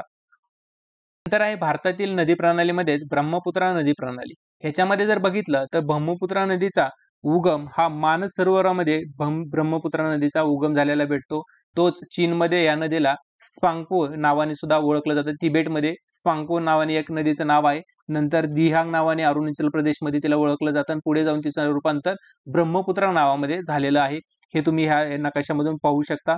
आणि टोटल ब्रह्मपुत्रा नदीची लांबी ही 2900 किमी एवढी ही टोटल तिची लांबी आहे, हे लक्षात ठेवा. आणि भारतामध्ये तिची लांबी टोटल 725 किमी एवढी लांबी भारतामध्ये ब्रह्मपुत्रा नदीची आहे. तिच्या उपनद्या वगैरे सर्व गोष्टी याच्यामध्ये सुबनसिरी वगैरे याची उपनदी आहे. नंतर पुढे जाऊन त्याच्यामध्ये सगळ्या नद्या आपण ह्याच्यामध्ये पाहू शकतो की त्याच्या उपनद्या वगैरे सर्व याच्यामध्ये दिलेल्या आहेत. ह्या नकाशामधून तुम्ही पाहू शकता. आणि हे रिव्हिजन लेक्चर आहे, त्याच्यामुळे पूर्ण गोष्टी याच्यामध्ये मी डिस्कस करण्याचा प्रयत्न केलेला नाही. फक्त काहीच गोष्टी याच्यामध्ये डिस्कस केलेल्या आहेत, ज्या की तुम्ही ह्या नकाशामधून पाहू घेऊ शकता. आणि जर तुम्हाला ह्याच्यामध्ये जास्त गोष्टी ऍड करायच्या असतील तर ह्या नकाशामध्ये तुम्ही ऍड करू शकता. स्वतः पुस्तकामधून काही गोष्टी याच्यामध्ये ऍड करा आणि लक्षात ठेवण्याचा प्रयत्न करा. नंतर द्विकल्पीय पठारावरील नद्या याच्यामध्ये आहेत काही. द्विकल्पीय पठारामध्ये सगळ्यात मोठी नदी बघितली तर महाराष्ट्रामध्ये उगम पावणारे त्र्यंबकेश्वर या ठिकाणी गोदावरी नदी सगळ्यात मोठी लांबीची नदी ही पूर्ण द्विकल्पीय पठारावर आहे, जी की सर्वात लांबीची नदी आहे. तिची नदीची लांबी जर बघितली आपण, गोदावरी नदीची लांबी ही 1465 किमी एवढी गोदावरी नदीची लांबी आपल्याला पाहायला भेटते. टोटल ही नदी महाराष्ट्रामध्ये उगम पाहून म्हणजे महाराष्ट्रामध्ये त्र्यंबकेश्वर या ठिकाणी उगम पाहून ते पुढे जाऊन बंगालच्या उपसागरामध्ये जाऊन भेटते. आणि ही पूर्ण नदी आपण या ठिकाणी पाहिलेली आहे. नंतर आहे कृष्णा नदी सुद्धा अशाच पद्धतीने ब्रह्मगिरी या ठिकाणी म्हणजे महाबळेश्वरमध्ये याचा उगम होतो. महाबळेश्वरमध्ये याचा उगम होतो. ब्रह्मगिरीमध्ये कावेरी नदीचा उगम होतो, हे लक्षात ठेवा. माझ्याकडून चुकून कृष्णा नदीचं झालेलं, पण त्याचा उगम हा महाबळेश्वरमध्ये झालेला आहे कृष्णा नदीचा. आणि कावेरी नदीचा ब्रह्मगिरीमध्ये उगम होतो. ह्या नद्या तुम्ही या ठिकाणी पाहू शकता. नंतर ब्राह्मणी नदी आहे, जे की पूर्ण ओडिसामध्ये पाहू शकता. सुवर्णरेखा नदी आहे, दामोदर नदी आहे, हुबळी नदी आहे. या सगळ्या इकडच्या नद्या आहेत, ज्या की पूर्वेकडच्या नद्या आपण ह्या पाहू शकतो. नंतर महानदी आहे, जे की बंगालच्या उपसागराला जाऊन भेटते. ही छत्तीसगडमध्ये उगम पावणारी नदी आहे. नंतर नर्मदा नदी आहे, जे की अमरकंटक या ठिकाणी उगम पावते. नंतर तापी नदी आहे, मुलताई या ठिकाणी उगम पावते, मध्य प्रदेशमध्ये ही नदी आहे. नंतर माही नदी आहे. नंतर साबरमती नदी आहे, जी की गुजरातमध्ये खंभातच्या आघातामध्ये जाऊन ह्याला अरबी समुद्राला जाऊन मिळते.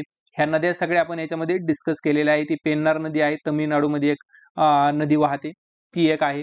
नंतर पेरियार नदी आहे, जे की केरळमध्ये वाहते. हे तुम्ही ह्याच्यावरून ह्या स्लाइड मधून लक्षात घेतलेलं आहे. या सगळ्या नद्या मी डिस्कस करण्याचा थोड्याफार प्रमाणामध्ये प्रयत्न केलेला आहे. हे चांगल्या प्रकारे डिस्कस जर तुम्हाला पाहायचं असेल तर पुस्तकातून पाहू शकता. हे फक्त नॉर्मल आपण एक रिव्हिजन लेक्चर म्हणून दिलेलं आहे. नंतर भारतातील प्रमुख नद्या, लांबी व सरोवर आपण याच्यामध्ये पाहणार आहोत. आता भारतातील जे नद्या लांब्या, प्रमुख नदीचे जे लांबी आहे त्यांचा एक आपण क्रम तयार केलेला आहे, जो की तो क्रम म्हणजे सर्वात लांबीची नदी जर बघितली तर आपण गंगा नदी आहे, जिची लांबी 2525 किमी एवढी तिची लांबी आहे. 2 नंबरला आहे गोदावरी, 1465 किमी तिची लांबी आहे. 3 नंबरला आहे कृष्णा नदी, तिची लांबी 1400 किमी आहे. नंतर नर्मदा नदीची लांबी आहे 1312 किमी आहे. नंतर महानदीची लांबी आहे 858 किमी. नंतर कावेरी नदीची लांबी आहे 805 किमी. ह्या पूर्ण नद्यांचा क्रम तुम्ही अशा पद्धतीने एक लक्षात ठेवा. आणि त्याच्यामध्ये आता कोणते सरोवर कुठे आहे, आता उलर सरोवर जर बघितलं आपण पूर्ण, ते आपल्याला जम्मू काश्मीरमध्ये आपल्याला पाहायला भेटतं. नंतर राकस सरोवर आहे. नंतर तुम्ही राकस सरोवर पाहू शकता. सांबर सरोवर आपल्याला राजस्थानमध्ये पाहायला भेटतं. नंतर लोणार सरोवर आहे, जे की महाराष्ट्रामध्ये आपल्याला पाहायला भेटतं. नंतर कोल्लेरू सरोवर जे आहे ते आंध्र प्रदेशमध्ये आपल्याला पाहायला भेटतं. नंतर पुलेकोत सरोवर आहे, जे की आपल्याला तमिळनाडूमध्ये पाहायला भेटतं. वेबनाड सरोवर आहे, जे की आपल्याला केरळमध्ये पाहायला भेटतं. हे सगळे सरोवर तुम्ही लक्षात ठेवू शकता. नंतर मानसरोवर जे आहे ते आपण पाहू शकतो की जे चीनमध्ये आहे. ते पूर्ण आपण या ठिकाणी नकाशामध्ये पाहिलेलं आहे. नंतर खंबातच्या आखात या ठिकाणी आहे. नंतर कच्छच्या आखात आहे या ठिकाणी. नंतर चिल्का सरोवर आहे जे की ओडिसामध्ये येतं. हे सगळे सरोवर आपण ह्यामध्ये डिस्कस केलेले आहेत आणि पूर्ण नद्यांचा क्रम जो दिलेला आहे तो क्रम तुम्ही चांगल्या पद्धतीने लक्षात ठेवा, म्हणजे त्याच्यामधून तुम्हाला एक्झाम मध्ये प्रश्न सोडवता येऊ शकतो आणि ह्याचे जे नद्यांच्या लांब्या आहेत ते सुद्धा आकडेवारी पाठ करण्याचा प्रयत्न करा. नंतर नदीमुळे तयार होणारे प्रदेश. आता नदीमुळे कोणते प्रदेश तयार होतात? सगळ्यात अगोदर भाबर प्रदेश हा नदीमुळे तयार होतो. ह्याच्यामध्ये पूर्ण दगड, मोठे दगडगोटे, वाळू इत्यादी पासून तयार झालेला प्रदेश, या प्रदेशालाच आपण भाबर प्रदेश म्हणतो. याच्यामध्ये ज्या नद्या येतात त्या नद्या या मोठाले दगड वगैरे असल्यामुळे या नद्या ह्याच्यामध्ये लुप्त होतात. म्हणजे भाबर प्रदेशामध्ये ह्या नद्या लुप्त होतात. नंतर हा प्रदेश कुठे तयार होतो? तर गंगा नदीचा प्रदेशमध्ये आपल्याला हा प्रदेश तयार झालेला पाहायला भेटतो. नंतर याच्यामध्ये तराई प्रदेश, भाबर प्रदेशाच्या खालच्या साईडला हा तराई प्रदेश तयार होतो. हा दलदलीचा प्रदेश असतो जो की भाबर प्रदेशामधून वाहून आणलेली थोडेफार प्रमाणामध्ये लहान माती वगैरे हा प्रदेश, दलदलीचा प्रदेश तयार करतात. या प्रदेशामध्ये भाबरमध्ये लुप्त झालेल्या नद्या ज्या आहेत त्या पूर्ण नद्या प्रकट होतात, ज्या की तराई प्रदेश म्हणून ओळखला जातो. आणि नंतर भांगर प्रदेश आहे, तो भांगर प्रदेश हा जुन्या काळाचा प्रदेश आहे जो की भंगार या नावाने, भंगार नावाने आपण जुना प्रदेश असं लक्षात ठेवू शकतो. नंतर खादर प्रदेश आहे, हा नवीन काळाचा प्रदेश आहे जो की त्याच्या खालच्या साईडला तयार होतो. हे तुम्ही लक्षात ठेवा. नंतर आहे भारतातील पर्जन्यमान व तापमान. आता ह्याच्यामध्ये आपण पूर्ण नकाशा दिलेला आहे भारतातील पर्जन्यमानाचा आणि तापमानाचा. ह्याच्यामध्ये राजस्थानातील गंगानगर म्हणजेच या ठिकाणी पूर्ण जून महिन्यामध्ये 500 सेल्सिअस पर्यंत तापमान वाढते. 50 सेल्सिअस पर्यंत तापमान या ठिकाणी वाढते. तिथे 500 झालेलं आहे. 50 सेल्सिअस पर्यंत तापमान म्हणजे थळ वाळवंटामध्ये सगळ्यात जास्त तापमान असतं, जे की 50 सेल्सिअस पर्यंत तापमान या ठिकाणी वाढतं. हे आपण पाहू शकतो. नंतर कारगिल शहरामध्ये हिवाळ्यात तापमान जे आहे ते म्हणजेच लेह या ठिकाणी कारगिल शहर आहे, त्या शहरामध्ये -48 सेल्सिअस पर्यंत इतके तापमान खाली उतरते. म्हणजेच जर बघितलं आपण हिवाळ्यामध्ये तापमान जर बघितले या ठिकाणी तर -48 सेल्सिअस पर्यंत तापमान या ठिकाणी खाली उतरतं. हे यावरून आपण पाहू शकतो. आता नंतर मेघालयमधील खासी जिल्ह्यात मौसिनराम आणि चेरापुंजी या ठिकाणी सगळ्यात जास्त भारतातील सगळ्यात जास्त पावसाचे ठिकाणे हे दोन ठिकाणं आपल्याला पाहायला भेटतात, जे की मौसिनराम आणि चेरापुंजी हे दोन ठिकाणं या ठिकाणी सगळ्यात जास्त भारतामधील पाऊस पडतो. मौसिनराम या ठिकाणी टोटल 11,872 मिमी एवढा पाऊस पडतो, तर चेरापुंजीला 11,777 मिमी एवढा पाऊस आपल्याला पडतो. हे या दोन ठिकाणी पाहायला भेटतात. जे मेघालय या ठिकाणी आहेत हे दोन ठिकाणी सर्वात जास्त पाऊस पडतो. जगातील सर्वात जास्त पाऊस याच दोन ठिकाणी पडतो, हे लक्षात ठेवा. नंतर आहे पश्चिम राजस्थानातील जैसलमेर हा भारतातील सर्वाधिक कोरडा भाग आहे. जैसलमेर राजस्थानमधील हा जैसलमेर भाग जो आहे तो भारतातील सर्वात कोरडा भाग म्हणून ओळखला जातो. तिथं वार्षिक सरासरी फक्त 120 मिमी एवढाच पाऊस आपल्याला पडताना दिसतो जैसलमेर या भागामध्ये. म्हणजे थर वाळवंटाचाच काही भाग आहे ज्या भागामध्ये एवढा कमी पाऊस पडतो. नंतर मान्सूनच्या परतीच्या काळात तामिळनाडूमध्ये सर्वाधिक पाऊस पडतो. म्हणजे तामिळनाडू हा जो भाग आहे या ठिकाणी मान्सूनचा परतीचा काळ जो असतो, मान्सूनच्या परतीच्या काळामध्ये या ठिकाणी अशा पद्धतीने सगळ्यात जास्त पाऊस पडतो, हे आपण या ठिकाणी पाहू शकतो. नंतर नैऋत्य मान्सून वाऱ्यामुळे सगळ्यात जास्त पाऊस हा अशा पद्धतीने निवृत्ती मान्सून वारे वाहतात व त्यामुळे सगळ्यात जास्त पाऊस या ठिकाणी पडण्याचं प्रमाण वाढतं. आणि थळ वाळवंटामध्ये पडण्याचं न कारण असं की अरवली पर्वत जो आहे तो ईशान्येकडून जर बघितला आपण, ईशान्येकडून नैऋत्येकडे आहे. तो पर्वत पूर्ण जर बघितला तर नैऋत्य वाऱ्याला समांतर आहे, त्याच्यामुळे ह्या ठिकाणी पाऊस पडण्याचं प्रमाण कमी आहे थळ वाळवंटामध्ये, हे लक्षात ठेवू शकता तशा पद्धतीने तुम्ही. आणि पूर्ण नैऋत्य वाऱ्यामुळे पूर्ण 15 जुलैपर्यंत पूर्ण भारतामध्ये पावसाचं प्रमाण झालेलं असतं, हे तुम्ही लक्षात ठेवू शकता. जर वार्षिक तापमान जर बघितलं आपण तर वार्षिक तापमानामध्ये आपण हे पाहू शकतो की टोटल 26 सेल्सिअस तापमानाची ही रेषा आहे. ही 26 सेल्सिअस तापमानाची पूर्ण रेषा अशी तयार झालेली आहे, जे तापमान जे आहे आपण राजस्थान पासून मध्य प्रदेश, उत्तर प्रदेश, नंतर बिहार का नंतर झारखंड ह्या भागामध्ये हे 26 सेल्सिअस तापमानाची रेषा आपण गेलेले पाहू शकतो. म्हणजेच 29 सेल्सिअस तापमान जे आहे ते गुजरातच्या काही भागामध्ये आहे या ठिकाणी. नंतर खाली पाहिलं आपण 26 सेल्सिअस जे आहे ते महाराष्ट्र, केरळ, नंतर खाली गेलं तमिळनाडू मधला काही भाग वगैरे या ठिकाणी आपल्याला पाहायला भेटतं. नंतर आंध्र प्रदेशामध्ये 29 सेल्सिअस पर्यंत तापमान आपल्याला पाहायला भेटतं. नंतर जर बघितलं तर 20 सेल्सिअस पर्यंत आणि 23 सेल्सिअस पर्यंत तापमान हे आपल्याला पूर्ण उत्तराखंड, नंतर जम्मू काश्मीर, पंजाब वगैरे या साईडला आपल्याला पाहायला भेटतं. तर 20 ते 23 सेल्सिअस पर्यंत आपण आपल्याला अरुणाचल प्रदेश, नंतर आसाम वगैरे ह्या साईडला आपल्याला पाहायला भेटतं. हे पूर्ण तापमानाचा प्रदेश आपण एक पाहितला. नंतर पर्जन्याचा प्रदेश सुद्धा आपण ह्या स्लाइडमध्ये पाहितलेला आहे. नंतर पाहणार आहोत भारतातील मृदा. आता ह्याच्यामध्ये पूर्ण मृदा आपण नकाशावरून पाहू शकणार नाही, त्यामुळे मी पूर्ण या ठिकाणी एक डाटा दिलेला आहे, ते तुम्ही चांगल्या पद्धतीने वाचून घ्या.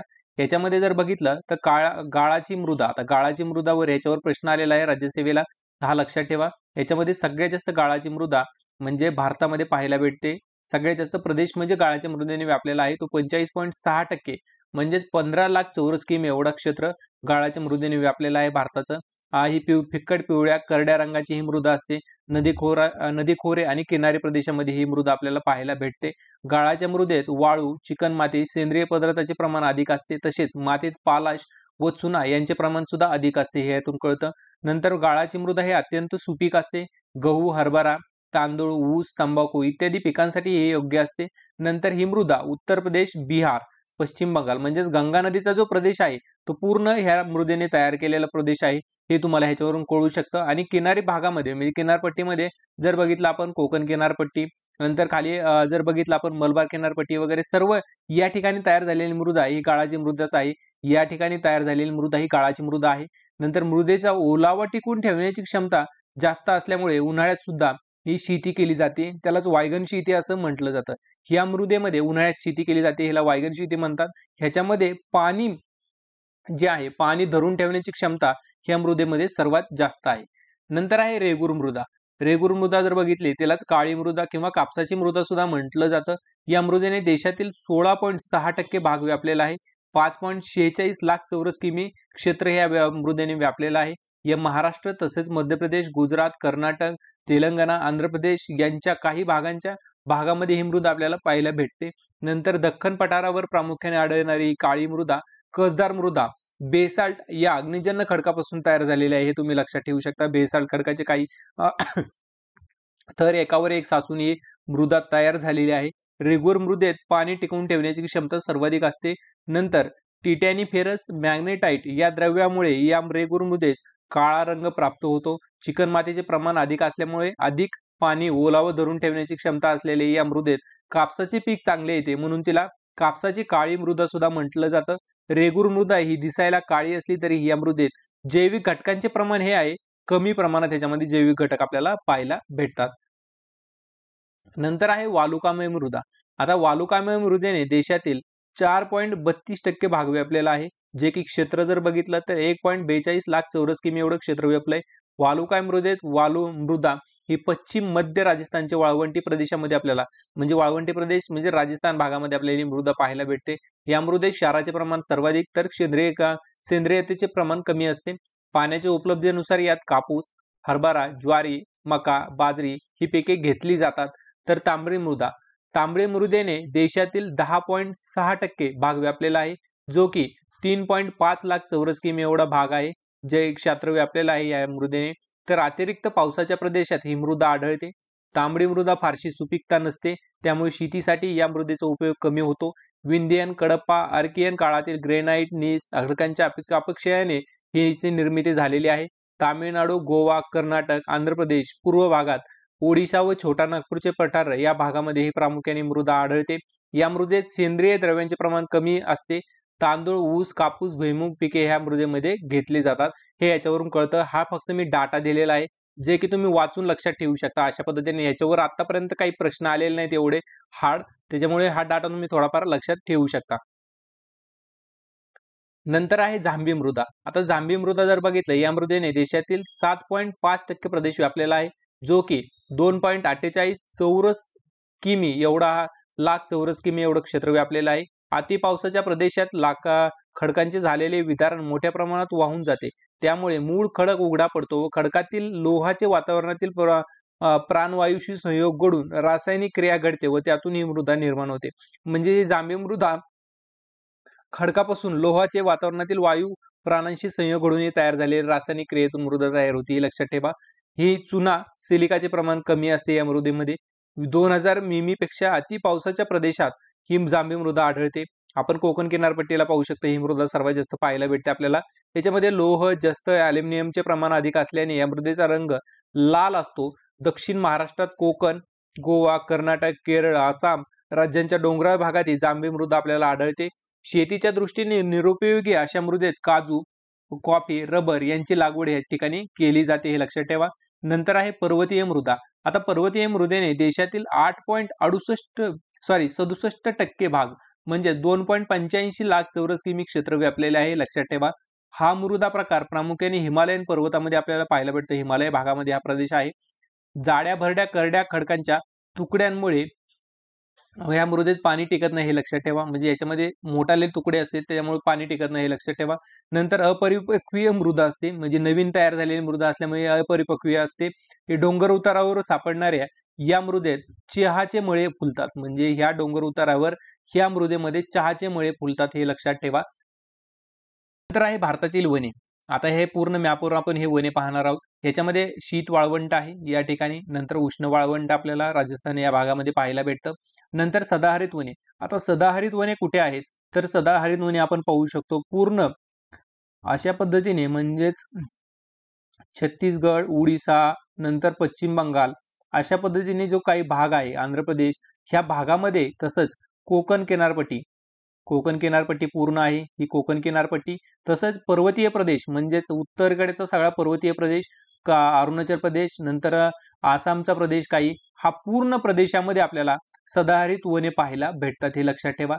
नंतर पानझडी वने हे आपल्याला सगळे म्हणजे भारतीय मैदान जे आहे, गाळाच्या मैदानामध्ये, नंतर तसंच आपण मध्य प्रदेशचा भाग घ्या, उत्तर प्रदेश, बिहार, कर्नाटक मधला काही भाग, नंतर महाराष्ट्राचा काही भाग, ह्या भागामध्ये आपल्याला पूर्ण, तसंच केरळचा काही भाग, या भागामध्ये पानझडी वने आपल्याला पाहायला भेटतात. नंतर काटेरी झुडपी वने. आता काटेरी झुडपी वने कुठे कुठे आहेत, तर काटेरी झुडपी वने आपल्याला गुजरात, राजस्थानचा काही भाग, नंतर असेच काटेरी वने हे खाली जर बघितलं आपण, कर्नाटक, महाराष्ट्राचा काही भाग, नंतर तमिळनाडू, नंतर खाली तेलंगणाचा काही भाग, ह्यामध्ये पूर्ण आपल्याला काटेरी वने पाहायला भेटतात. तर हिमालयन वने आपल्याला पूर्ण वरच्या साईडला ह्या ठिकाणी आपल्याला पाहायला भेटतात. तसेच पूर्व हिमालयामध्ये म्हणजे अरुणाचल प्रदेशामध्ये सुद्धा आपल्याला हे वने पाहायला भेटतात. सिक्कीम मध्ये सुद्धा हे वने आपल्याला हिमालयन वने पाहायला भेटतात. नंतर समुद्रकाठची वने. आता हे समुद्रकाठी जर बघितलं आपण, हे समुद्रकाठची वने अशा पद्धतीने तयार झालेली आहेत. पूर्ण पूर्व किनारा आणि पश्चिम किनारा, याच्यावरून आपल्याला समजून येईल की समुद्रकाठची जे वने आहेत ते ह्या ठिकाणी तयार झालेली आहेत. भारताची लोकसंख्या. आपण आता ह्या स्लाइडमध्ये आपण भारताची लोकसंख्या पाहणार आहोत. यामध्ये भारताची लोकसंख्या 2011च्या जनगणनेनुसार आपण पूर्ण भारताची लोकसंख्या पाहणार आहोत. आता तुम्ही हा नकाशा पाहितला, तर नकाशा जर बघितला तर नकाशामध्ये आपण पाहू शकतो, जो उत्तर भारतीय गाळाचा प्रदेश आहे, त्या गाळाच्या प्रदेशामध्ये सगळ्यात जास्त लोकसंख्या वाढलेली आपल्याला जाणवू शकते. अशा पद्धतीने पूर्ण लोकसंख्या या ठिकाणी विभक्त झालेली दिसते. तसेच महाराष्ट्रामध्ये पाहू शकता, हा पूर्ण भाग आपल्याला जास्त घनतेचा भाग लोकसंख्येचा आपल्याला हे पाहायला भेटू शकतं. यामधून एकूण लोकसंख्या जर बघितली भारताची, तर 121.06 कोटी एवढी भारताची लोकसंख्या आहे. पुरुषांची लोकसंख्या 62.31 कोटी एवढी आहे आणि स्त्रियांची लोकसंख्या ही 58.74 कोटी एवढी स्त्रियांची लोकसंख्या आपल्याला पाहायला भेटते. नंतर लोकसंख्येबाबत राज्यांचा क्रम. आता लोकसंख्येबाबत राज्यांचा जर क्रम बघितला, म्हणजे सगळ्यात जास्त लोकसंख्या कोणत्या राज्यात आहे, सगळ्यात कमी लोकसंख्या कोणत्या राज्यात आहे, हे क्रम जे आहेत ते आपण इथे घेतलेले आहेत, जे की एक्झामला विचारले जाऊ शकतात. त्याच्यामुळे ही स्लाइड खूप महत्त्वाची आहे. नंतर याच्यामध्ये उत्तर प्रदेश, सगळ्यात जास्त लोकसंख्या जर बघितली तर 1 नंबरला उत्तर प्रदेश आहे, ज्याची लोकसंख्या 19.98 कोटी एवढी आहे. नंतर 2 नंबरला आहे महाराष्ट्र. 2 नंबरला महाराष्ट्र आहे, ज्याची लोकसंख्या 11.24 कोटी एवढी आहे. 3 नंबरला बिहार आहे, ज्याची लोकसंख्या 10.41 कोटी आहे. म्हणजे 10 लाखापेक्षा जास्त लोकसंख्या असणारे फक्त 3च राज्य आपल्याला पाहायला भेटतात, जे की उत्तर प्रदेश, महाराष्ट्र आणि बिहार. या 3 राज्यांमध्येच आपल्याला 10 कोटीपेक्षा जास्त लोकसंख्या आपल्याला पाहायला भेटते. नंतर पश्चिम बंगाल आहे 4 नंबरला, 4 नंबरला पश्चिम बंगाल आहे, ज्याची लोकसंख्या ही आपल्याला टोटल 9.13 कोटी एवढी आहे आपल्याला पाहायला भेटते. नंतर आंध्र प्रदेश आहे 5 नंबरला, आंध्र प्रदेश आहे ज्याची लोकसंख्या 8.46 कोटी एवढी आहे. नंतर 6 नंबरला तमिळनाडू आहे, 6 नंबरला आपल्याला तमिळनाडू आहे, ज्याची लोकसंख्या 7.21 कोटी एवढी आपल्याला पाहायला भेटते. हे क्रम जो आहे 1 नंबरला उत्तर प्रदेश, 2 नंबरला महाराष्ट्र, 3 नंबरला आपण जर बघितलं बिहार, 4 नंबरला पश्चिम बंगाल, 5 नंबरला आंध्र प्रदेश आणि 6 नंबरला तामिळनाडू. हा क्रम लक्षात ठेवा, ह्या क्रम लक्षात ठेवा, कारण याच्यावर प्रश्न विचारला जाऊ शकतो. आणि हे टोटल 5 राज्य, एकूण 5 राज्य, जे पहिले 5 राज्य आहेत त्या 5 राज्यामध्ये 48.9% लोक राहतात. हे तुम्ही ह्याच्यावरून मॅपवरून समजून येऊ शकतं. तसंच या आकडेवारीवरून सुद्धा तुम्हाला चांगल्या पद्धतीने समजून येऊ शकतो. नंतर भारतातील लोकसंख्येबाबत शेवटचे राज्य पाहू. आता शेवटच्या राज्यांमध्ये जर विचार केला आपण भारताच्या, त्याच्यामध्ये सगळ्यात शेवटून म्हणजे 35वा क्रमांक जर बघितला राज्यांच्या बाबतीमध्ये, तर सिक्कीम राज्याचा पहिला क्रमांक येतो. म्हणजे सगळ्यात कमी लोकसंख्या ही सिक्कीम राज्याची आहे. या ठिकाणी सिक्कीम राज्य आहे, लक्षात ठेवा. एवढ्या भागामध्ये सिक्कीम राज्य आहे. 1 नंबरला सिक्कीम येतं, सगळ्यात कमी लोकसंख्या 6.11 लाख एवढीच लोकसंख्या आहे. नंतर मिझोराम येतं, 2 नंबरला आहे मिझोराम, त्याची लोकसंख्या ही 10.97 लाख आहे. अरुणाचल प्रदेश हे 3 नंबरला येतं, ह्याची लोकसंख्या 13.83 लाख आहे. 4 नंबरला गोवा येतं, म्हणजे या ठिकाणी गोवा आहे, 4 नंबरला गोवा येतं, त्याची लोकसंख्या ही गोव्याची टोटल 14.59 लाख लोकसंख्या एवढी आहे. नंतर नागालँड येतं, नागालँडची लोकसंख्या या ठिकाणी नागालँड आहे 5 नंबरला, नागालँडची लोकसंख्या 19.79 लाख एवढी लोकसंख्या आपल्याला यामध्ये पाहायला भेटते. हे जे क्रम आहे हा क्रम लक्षात ठेवा. तसंच वरचा जो क्रम आहे तो सुद्धा तुम्ही लक्षात ठेवा, जो की एक्झामच्या दृष्टीने खूप महत्वाचा आहे आणि याच्यावर प्रश्न विचारले जातात. नंतर आहे लोकसंख्येनुसार जगातील देश. आता ह्याच्यामध्ये आपण लोकसंख्येनुसार जगातील देश जर बघितले, तर सगळ्यात जास्त लोकसंख्या हे 2011च्या लोकसंख्येनुसार सांगत आहे. कारण आता नवीन जी लोकसंख्येची आलेली माहिती आहे त्याच्यानुसार हा क्रम नाहीये. हा क्रम 2011च्या लोकसंख्येनुसार आहे, हे लक्षात ठेवा. त्याच्यामध्ये चीनची लोकसंख्या 1 नंबरला चीन आहे, 2 नंबरला भारत आहे, हे लक्षात ठेवा. 3 नंबरला संयुक्त संस्थाने, म्हणजेच हे 3 नंबर आहे अमेरिका. 4 नंबरला इंडोनेशिया आहे, 4 नंबरला आहे पूर्ण हा इंडोनेशिया. नंतर 5 नंबरला ब्राझील आहे, इथे 5 नंबरला ब्राझील आहे. 6 नंबरला पाकिस्तान आहे, 6 नंबर पाकिस्तान. 7 नंबरला नायजेरियन देश आहेत काही. नंतर 8 नंबरला बांगलादेश आहे, 8 नंबरला या ठिकाणी बांगलादेश आहे 8 नंबर. 9 नंबरला रशियन फेडरेशन आहे 9 नंबर. 10 नंबरला जपान आहे, 10 नंबरला या ठिकाणी जपान आहे, 10 नंबर जपान. हा जे क्रम आहे पूर्ण हा क्रम तुम्ही लक्षात ठेवा कोणत्या साईडला आहे. चीन इथं आहे, नंतर 2 नंबरला भारत आहे, 3 नंबरला अमेरिका आहे, 4 नंबरला इंडोनेशिया आहे, 5 नंबरला तुम्ही बघितलं ब्राझील आहे. असा जो क्रम आहे पूर्ण क्रम तुम्ही लक्षात ठेवा आणि हा क्रम मी पूर्ण देण्याचा एक प्रयत्न केलेला आहे, त्यानुसार तुम्ही क्रम लक्षात ठेवू शकता. नंतर भारत लोकसंख्या दशवार्षिक वाढ.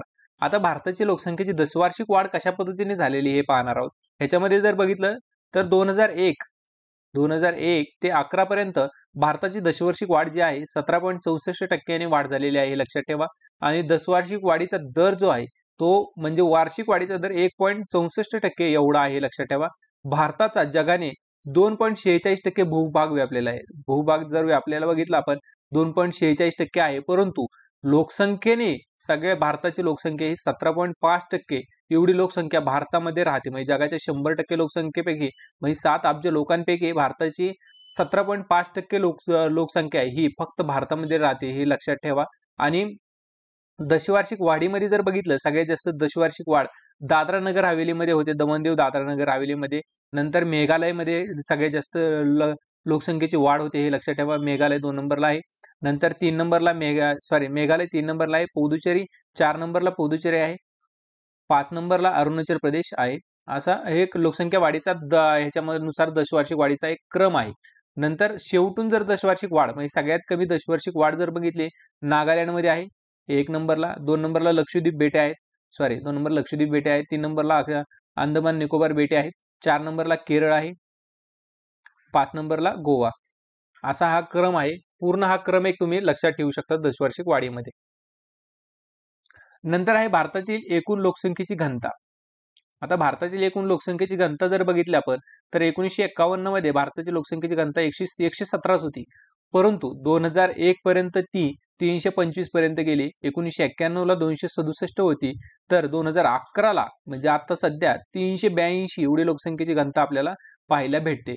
परंतु आता ही झाली भारताची लोकसंख्येची घनता, परंतु ह्याच्यामध्ये राज्यांची लोकसंख्येची घनता जर बघितली आपण तर ते कमी होत जाईल. काही काही राज्यांची जास्त आहे, काही राज्यांची कमी आहे.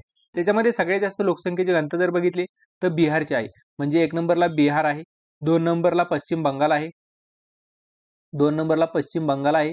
नंतर 3 नंबरला जर बघितलं आपण केरळ राज्य आहे, 3 नंबरला केरळ आहे, 4 नंबरला उत्तर प्रदेश आहे आणि 5 नंबरला हरियाणा आहे. 5 नंबरला हरियाणा आहे. अशा पद्धतीने हा पूर्ण क्रम जो आहे, हा क्रम तुम्ही एक लक्षात ठेवा. हा क्रम मी दिलेला आहे. नंतर लोकसंख्येच्या केंद्रशासित प्रदेशांचा जर क्रम बघितला आपण त्याच्यामध्ये सगळ्यात जास्त लोकसंख्येच्या घनतेनुसार केंद्रशासित प्रदेशामध्ये दिल्ली आहे 1 नंबरला, नंतर आहे चंदीगड 2 नंबरला आहे, त्या ठिकाणी चंदीगड आहे. 3 नंबरला जर बघितलं आपण पुदुचेरी 3 नंबरला आहे, 4 नंबरला दमनदीव आहे, या ठिकाणी 4 नंबर आहे. आणि शेवटचे राज्य जर राज्य आणि केंद्रशासित प्रदेश बघितलं लोकसंख्येच्या घनतेच्या बाबतीमध्ये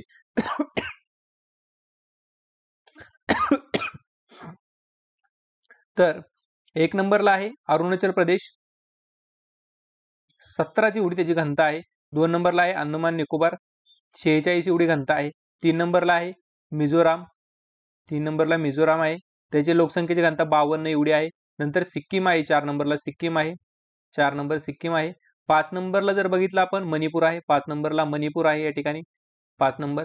हा जे क्रम आहे लोकसंख्येच्या घनतेच्या बाबतीत सगळ्यात जास्त घनतेवाले राज्य, सगळ्यात कमी घनतेवाले राज्य, हा क्रम तुम्ही चांगल्या पद्धतीने लक्षात ठेवा. नंतर 1951 ला 117 लोकसंख्येची घनता होती, ती वाढून 2011 ला 382 पर्यंत गेलेली आहे आणि महाराष्ट्राची 365 पर्यंत गेलेली आहे. तुम्ही आकडेवारी लक्षात ठेवा, हे याच्यावर प्रश्न येऊन गेलेले आहेत, तसेच येणार पण आहेत काही भरपूर. नंतर भारताचे लिंग गुणोत्तर ह्याच्यामध्ये पाहणार आहोत. तर भारताचे लिंग गुणोत्तर जर बघितलं आपण 1901 मध्ये भारताचं लिंग गुणोत्तर 972 होतं, तर 1951 मध्ये 946 पर्यंत वाढलं, सॉरी कमी झालं. नंतर 1991 मध्ये 927 पर्यंत कमी झालं. 2001 मध्ये ते वाढून थोडं 933 पर्यंत गेलं, तर त्याच्यामध्ये 2011 मध्ये 943 पर्यंत वाढलेलं आपल्याला प्रमाण दिसतं. म्हणजेच 1901 पासून ते 2011 पर्यंत 943 पर्यंत लिंग गुणोत्तर आपल्याला दिसतं. नंतर भारतातील लिंग गुणोत्तर पहिले 5 राज्य आपण डिस्कस करणार आहोत. त्याच्यामध्ये 1 नंबरला आहे केरळ, 1 नंबरला केरळ राज्य आहे लिंग गुणोत्तर बाबतीत. त्याचं लिंग गुणोत्तर किती आहे तर 1084 आहे. 2 नंबरला पुदुचेरी आहे, त्याचं 1037 आहे. 3 नंबरला तामिळनाडू आहे, 3 नंबर तामिळनाडू आहे, त्याचं 996 आहे लक्षात ठेवा. 4 नंबरला आंध्र प्रदेश आहे, 4 नंबर आंध्र प्रदेश आहे, त्याचं 993 आहे. आणि मणिपूर आहे 5 नंबरला मणिपूर आहे, त्याचं 992 आहे लक्षात ठेवा. 5 नंबर मणिपूर. पूर्ण हा क्रम जो आहे, पूर्ण हा क्रम लक्षात ठेवा, जो तो खूप महत्वाचा आहे लिंग गुणोत्तराच्या बाबतीमध्ये. ह्याच्यावर प्रश्न येऊन गेलेला आहे. नंतर भारतातील लिंग गुणोत्तरात शेवटचे राज्य जर बघितले तर दमन दीव आणि दादरा नगर हवेलीमध्ये सगळ्यात कमी लिंग गुणोत्तरच्या बाबतीमध्ये आहे. नंतर चंदीगड आहे, नंतर दिल्ली आहे, नंतर खाली जर बघितलं आपण हरियाणा आहे, हरियाणा आहे, नंतर जम्मू काश्मीर आहे. जम्मू काश्मीर पूर्ण 2011च्या जनगणनेमध्ये असल्यामुळे एक लिंग गुणोत्तर हे जम्मू काश्मीरचं आहे 889 आहे, हे लक्षात ठेवा. आणि नंतर सिक्कीमचे 890 आहे. हा जो क्रम आहे हा क्रम लक्षात ठेवा, कारण ह्याच्यावर प्रश्न विचारले गेलेले आहेत. नंतर भारतातील एकूण बाल लिंग गुणोत्तर. आता बाल लिंग गुणोत्तरामध्ये भारतात जर बघितलं 2001 ला बाल लिंग गुणोत्तर 927 होतं, ते 2011 मध्ये 919 एवढंच कमी झालेलं आहे. नंतर बाल लिंग गुणोत्तरात पहिले 5 राज्य कोणते आहेत तर त्याच्यामध्ये पहिलं आहे अरुणाचल प्रदेश, दुसरं आहे मेघालय, मेघालय दुसरा आहे, तिसरा आहे मिझोराम, चौथा आहे अंदमान निकोबार, 5वं आहे पुदुचेरी आणि 6वं केरळ. अशा पद्धतीने हा एक क्रम आहे. हा क्रम लक्षात ठेवा बाललिंग गुणोत्तराच्या बाबतीमध्ये. तसंच बाललिंग गुणोत्तराच्या शेवटचे राज्य जर बघितलं आपण तर 1 नंबरला आहे हरियाणा, 2 नंबरला आहे पंजाब, 3 नंबरला आहे जम्मू काश्मीर, नंतर 4 नंबरला आहे दिल्ली, 5 नंबरला चंदीगड आहे आणि 6 नंबरला राजस्थान. हा क्रम सुद्धा एक तुम्ही लक्षात ठेवा, जे की लिंग गुणोत्तराच्या बाबतीत शेवटचे राज्य म्हणले पाहिलं तर उत्तरेकडचेच आपल्याला राज्य पाहायला भेटतात. तर लिंग गुणोत्तराच्या बाबतीत सगळ्यात जास्त लिंग गुणोत्तर बघितलं आपण तर ईशान्येकडचं राज्य आणि दक्षिणेकडचे राज्य आपल्याला ह्याच्यामध्ये पाहायला भेटू शकतात. नंतर भारताची एकूण साक्षरता. आता भारताची एकूण साक्षरता जर बघितली तर 1951 मध्ये भारताची साक्षरता फक्त 18.33% एवढीच भारताची साक्षरता होती, जे की वाढून 2011 पर्यंत 73% गेलेली आहे. 1991 मध्ये 52.21% होती, तर 2001 मध्ये 64.83% एवढी भारताची एकूण साक्षरता होती, हे लक्षात ठेवा. भारतातील साक्षरतेच्या बाबतीत जर बघितलं तर पहिले 5 राज्य कोणती आहेत, तर त्याच्यामध्ये सगळ्यात जास्त साक्षरता केरळ राज्याची 1 नंबरला आहे, लक्षद्वीपची 2 नंबर आहे, नंतर 3 नंबरला मिझोरामची आहे साक्षरता, 4 नंबरला जर बघितलं आपण गोवा राज्याचे आहे, 4 नंबर गोवा, 5 नंबरला त्रिपुराची साक्षरता आहे, हे तुम्ही ह्या मॅपवरून लक्षात ठेवू शकता. आणि शेवटचे राज्य जर बघितले आपण साक्षरतेच्या बाबतीत तर बिहार 1 नंबरला आहे, सगळ्यात कमी साक्षरता बिहारमध्ये आहे. 2 नंबरला आहे अरुणाचल प्रदेश, 3 नंबरला आहे राजस्थान, 4 नंबरला आहे झारखंड, 5 नंबर आंध्र प्रदेश. हा क्रम खूप महत्वाचा आहे, ह्या क्रमवर प्रश्न आलेले आहेत आणि हा क्रम साक्षरतेच्या बाबतीमध्ये आहे, तो खूप महत्वाचा आहे. ही टक्केवारी मी सांगितलेली नाही, परंतु तुम्ही हे पाठ करू शकता, जे की एक्झामच्या दृष्टीने महत्वाची आहे आणि असू पण शकते. नंतर आहे स्त्री साक्षरता. सर्वात जास्त स्त्री साक्षरता कोणत्या राज्यामध्ये आहे, तर केरळमध्ये आपल्याला पाहायला भेटते 1 नंबर, 2 नंबर मिझोराममध्ये पाहायला भेटते, मिझोराममध्ये 2 नंबर पाहायला भेटते, 3 नंबरला लक्षद्वीप आहे. आणि कमी साक्षरता जर बघितले राजस्थानमध्ये स्त्री साक्षरता सर्वात कमी आहे, 1 नंबरला राजस्थान आहे, 2 नंबरला बिहार आहे आणि 3 नंबरला झारखंड आहे. हे आपण क्रम एक लक्षात ठेवू शकता. नंतर पुरुषांच्या साक्षरते बाबतीमध्ये जर बघितलं आपण पुरुषांच्या, तर लक्षद्वीपमध्ये सगळ्यात जास्त पुरुषांची साक्षरता आहे 1 नंबरला, नंतर केरळ आहे 2 नंबरला, 3 नंबरला मिझोराम आहे. हा क्रम पुरुषांचा आहे, लक्षात ठेवा. आणि पुरुषांची साक्षरता सर्वात कमी जर बघितली आपण बिहारमध्ये सर्वात कमी आहे, 1 नंबरला बिहार आहे, नंतर अरुणाचल प्रदेश 2 नंबरला आहे, 3 नंबरला आंध्र प्रदेश आहे. हा क्रम तुम्ही एक लक्षात ठेवा साक्षरतेच्या बाबतमध्ये. नंतर भारतातील एकूण ग्रामीण व नागरी लिंग गुणोत्तर बघितलं तर एकूण लिंग गुणोत्तर 943 आहे, त्यापैकी ग्रामीण लिंग गुणोत्तर हे 949 आणि शहरी लिंग गुणोत्तर हे 929 एवढं आहे. आणि नंतर भारतातील ग्रामीण व नागरी बाल लिंग गुणोत्तर जर बघितलं आपण तर एकूण लिंग गुणोत्तर भारताचं 19 एवढं बाल लिंग गुणोत्तर आहे, तर ग्रामीण भागामध्ये 923 आहे, तर नागरी भागामध्ये 905 एवढं बाल लिंग गुणोत्तर आहे. नंतर भारतातील अनुसूचित जाती लोकसंख्या ह्याच्यामध्ये पाहणार आहोत आपण. तर अनुसूचित जातींची लोकसंख्येचे जर बघितलं आपण सगळ्यात जास्त अनुसूचित जातीची लोकसंख्या आपल्याला उत्तर प्रदेशमध्ये 1 नंबरला पाहायला भेटतो, उत्तर प्रदेश, 2 नंबरला आहे पश्चिम बंगाल, नंतर 3 नंबरला आहे बिहार, नंतर 4 नंबरला आंध्र प्रदेश येतं आणि 5 नंबरला तामिळनाडू. हा क्रम जो अनुसूचित जातींच्या लोकसंख्येचा हा क्रम आहे, हा तुम्ही क्रम लक्षात ठेवा. नंतर लोकसंख्येच्या बाबतीत म्हणजे सर्वात कमी अनुसूचित जातीच्या लोकसंख्येच्या बाबतीत राज्य कोणते आहेत, तर एक आहे दादरा नगर हवेली, दमन दीव, हे दोन्ही आता एकत्र झाल्यामुळे एक लिहू शकता. अरुणाचल प्रदेश 2 नंबर आहे, 3 नंबर आहे मेघालय, 3 नंबर आहे, 4 नंबर आहे गोवा. हा अनुसूचित जातींच्या लोकसंख्येचे जे संख्या आहे त्याच्यानुसार हा क्रम आहे, हे लक्षात ठेवा. नंतर अनुसूचित जातींची टक्केवारी, सगळ्यात जास्त टक्केवारी जर बघितली तर पंजाब राज्यामध्ये सगळ्यात जास्त टक्केवारी पंजाब राज्यामध्ये आहे, 2 नंबर आहे. हिमाचल प्रदेशमध्ये आहे 2 नंबर. नंतर 3 नंबर आहे पश्चिम बंगालमध्ये, 3 नंबर पश्चिम बंगाल आहे. उत्तर प्रदेश 4 नंबरमध्ये आहे. हा क्रम एक खूप महत्वाचे आहेत अनुसूचित जातींच्या लोकसंख्येचे, ह्याच्यावर प्रश्न आलेला आहे. कंबाईन मध्ये ह्याच्यावर प्रश्न विचारला गेलेला होता, तो तुम्ही हे लक्षात ठेवा हा क्रम. आणि आता येऊ पण शकतो, त्यामुळे लोकसंख्येची खूप महत्वाचा आहे लोकसंख्या. नंतर आहे अनुसूचित जमातीची लोकसंख्या 2011. आता अनुसूचित जमातीची लोकसंख्या जर बघितलं तर एकूण लोकसंख्या 10.43 कोटी एवढी आहे अनुसूचित जमातीची लोकसंख्या. त्याच्यामध्ये एकूण लोकसंख्येच्या बाबतीत बघितलं तर 8.6% एवढीच आहे एकूण लोकसंख्येच्या बाबतीमध्ये. आता सध्या म्हणजे टक्केवारी जर बघितली तर 8.6% आहे आणि लोकसंख्या आहे 10.46 कोटी एवढी लोकसंख्या, 43 कोटी एवढी लोकसंख्या अनुसूचित जमातीची आहे. त्याच्यामध्ये जमातीमध्ये जर बघितलं तर पहिलं राज्य कोणतं येतं, तर पहिलं राज्य पहिलं मध्य प्रदेश राज्य येतं, 2 नंबर महाराष्ट्र येतं, 3 नंबर ओडिसा येतं, 3 नंबर ओडिसा येतं, 4 नंबर हे राजस्थान येतं आणि 5 नंबर हे गुजरात येतं. हा क्रम खूप महत्वाचा आहे जमातीच्या बाबतीमध्ये. एक Madhya Pradesh, 2 number Maharashtra, 3 number Odisha, 4 number हे जर बघितलं तर राजस्थान, 5 नंबर गुजरात, हे लक्षात ठेवा. नंतर आहे अनुसूचित जमातीचं शेवटच्या राज्यांमध्ये जर बघितलं तर गोवा 1 नंबरला येतं, गोवा 2 नंबरला सिक्कीम येतं, 3 नंबरला जर बघितलं तर उत्तराखंड 3 नंबरला येतं, 4 नंबरला जर बघितलं तर हिमाचल प्रदेश 4 नंबरला येतं, नंतर 5 नंबरला बघितलं तर केरळ. हा क्रम सुद्धा तुम्ही एक लक्षात ठेवा, जो की जमातीचा लोकसंख्येच्या बाबतीमध्ये क्रम आहे. नंतर भारतातील आदिवासी जमाती. आता आदिवासी जमाती कुठे कुठे कोणत्या आदिवासी जमाती पाहणार आहोत. अंदमान निकोबार मध्ये जर विचार केला तर अंदमान निकोबार मध्ये अंदमानी, चोमपेन, जारवा, निकोबारी, सेंटिनल्स आणि ओंगे हे सगळे जमाती आदिवासी जमाती ह्या आपल्याला अंदमान निकोबार मध्ये पाहायला भेटतात. नंतर आंध्र प्रदेशामध्ये जर विचार केला तर कामटा, कोंडा, भिल्ल, अंध, गौड आणि कोटियस हे जे जमाती आहेत ते आंध्र प्रदेशमध्ये आपल्याला पाहायला भेटतात.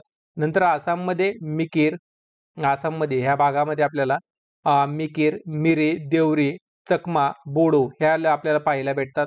तर अरुणाचल प्रदेशमध्ये अबोर, अरुणाचल प्रदेश हा भागामध्ये अबोर, नंतर अपातानी, डालपा, गोवा, खाम, टी, मिश्मी आदी ह्या जमाती ज्या आहेत ते आपल्याला इथं अरुणाचल प्रदेशमध्ये पाहायला भेटतात. नंतर जम्मू काश्मीरमध्ये विचार केला तर भाकडवाल, जम्मू काश्मीरमध्ये भाकडवाल ही जमात आपल्याला पाहायला भेटते, अनुसूचित आदिवासी जमात. नंतर लडाखमध्ये जर बघितलं आपण, लडाखमध्ये ह्या ठिकाणी टोटल बौद्ध, गड्डी, गुज्जर आणि पहाडी हे लोक आपल्याला लडाखमध्ये पाहायला भेटतात. नंतर कर्नाटकमध्ये जर बघितलं आपण तर कर्नाटक हा भाग बारदा, बामचा, भिल्ल, कोरुवा, कानियम ह्या ज्या आहेत ते पूर्ण कर्नाटकमध्ये आदिवासी जमाती आहेत. नंतर केरळमध्ये कार, एरुलाज, कम्मारा, मलाई, मन्नार ह्या पूर्ण केरळमधल्या आदिवासी जमाती आहेत. नंतर नागालँडमध्ये ह्या साईडला पूर्ण बोडो, देवरी, मिरी, अंगामी, माओ, कुकी ह्या जमाती आपल्याला नागालँडमध्ये पाहायला भेटतात. ह्या कुकी जमातीचा आता वादंग चालू आहे, ती जमात आदिवासी जमात आहे, ती तुम्ही नागालँडमध्ये लक्षात ठेवू शकता. नंतर उत्तराखंड जे आहे ते उत्तराखंडमध्ये भूतिया, बक्सा, उत्तराखंड या ठिकाणी भूतिया, बक्सा, राजे आणि थारू ह्या आदिवासी जमाती आहेत. तर महाराष्ट्रामध्ये जर बघितलं, महाराष्ट्रामध्ये गोंड, कीर, धनगर, कोरवा, अंगारिका, भिल्ल, चनवार, कोल, सावर या आदिवासी जमाती आपल्याला पाहायला भेटतात. तर मेघालयमध्ये गारो, हमार, जैतिया, खासी, पोवई या ठिकाणी आपल्याला गारो, खासी जे आहेत ते पूर्ण या ठिकाणी पाहायला भेटतात. ह्या पूर्ण आदिवासी जमाती आपल्याला भारतामध्ये आपण पाहितलेल्या आहेत. त्या पूर्ण आदिवासी जमाती तुम्हाला जेवढ्या लक्षात ठेवता येतात तेवढ्या लक्षात ठेवा. लक्षात राहत नसेल तर काही हरकत नाही. त्याच्यामधले नागालँडमधले बोडो आणि कुकी या जमाती ज्या आहेत ह्या लक्षात ठेवा, कारण ह्याच्यावर प्रश्न येऊ शकतो. आता त्याच जमातीशी संबंधित आता इश्यू चालू आहे, त्याच्यामुळे ह्याच्यावर प्रश्न विचारला जाऊ शकतो. कुकी जमात कुठली आहे, तर नागालँड मधली आहे, हे लक्षात ठेवा. नंतर आहे भारतातील बहुउद्देशीय प्रकल्प. आता भारतातील बहुउद्देशीय प्रकल्प कुठं कोणते भारतातील बहुउद्देशीय प्रकल्प आहेत, तर ते प्रकल्प आपण ह्याच्यामध्ये पाहणार आहोत. ह्याच्यामध्ये पहिला प्रकल्प आपण सगळ्यात मोठा पाहणार आहोत, भाकरा नांगल हा प्रकल्प एक आहे. नंतर जर खाली आपण पाहत गेलो तर सरदार सरोवर आहे एक, जे की सरदार वल्लभभाई पटेलचा सगळ्यात मोठा पुतळा त्या ठिकाणी आहे.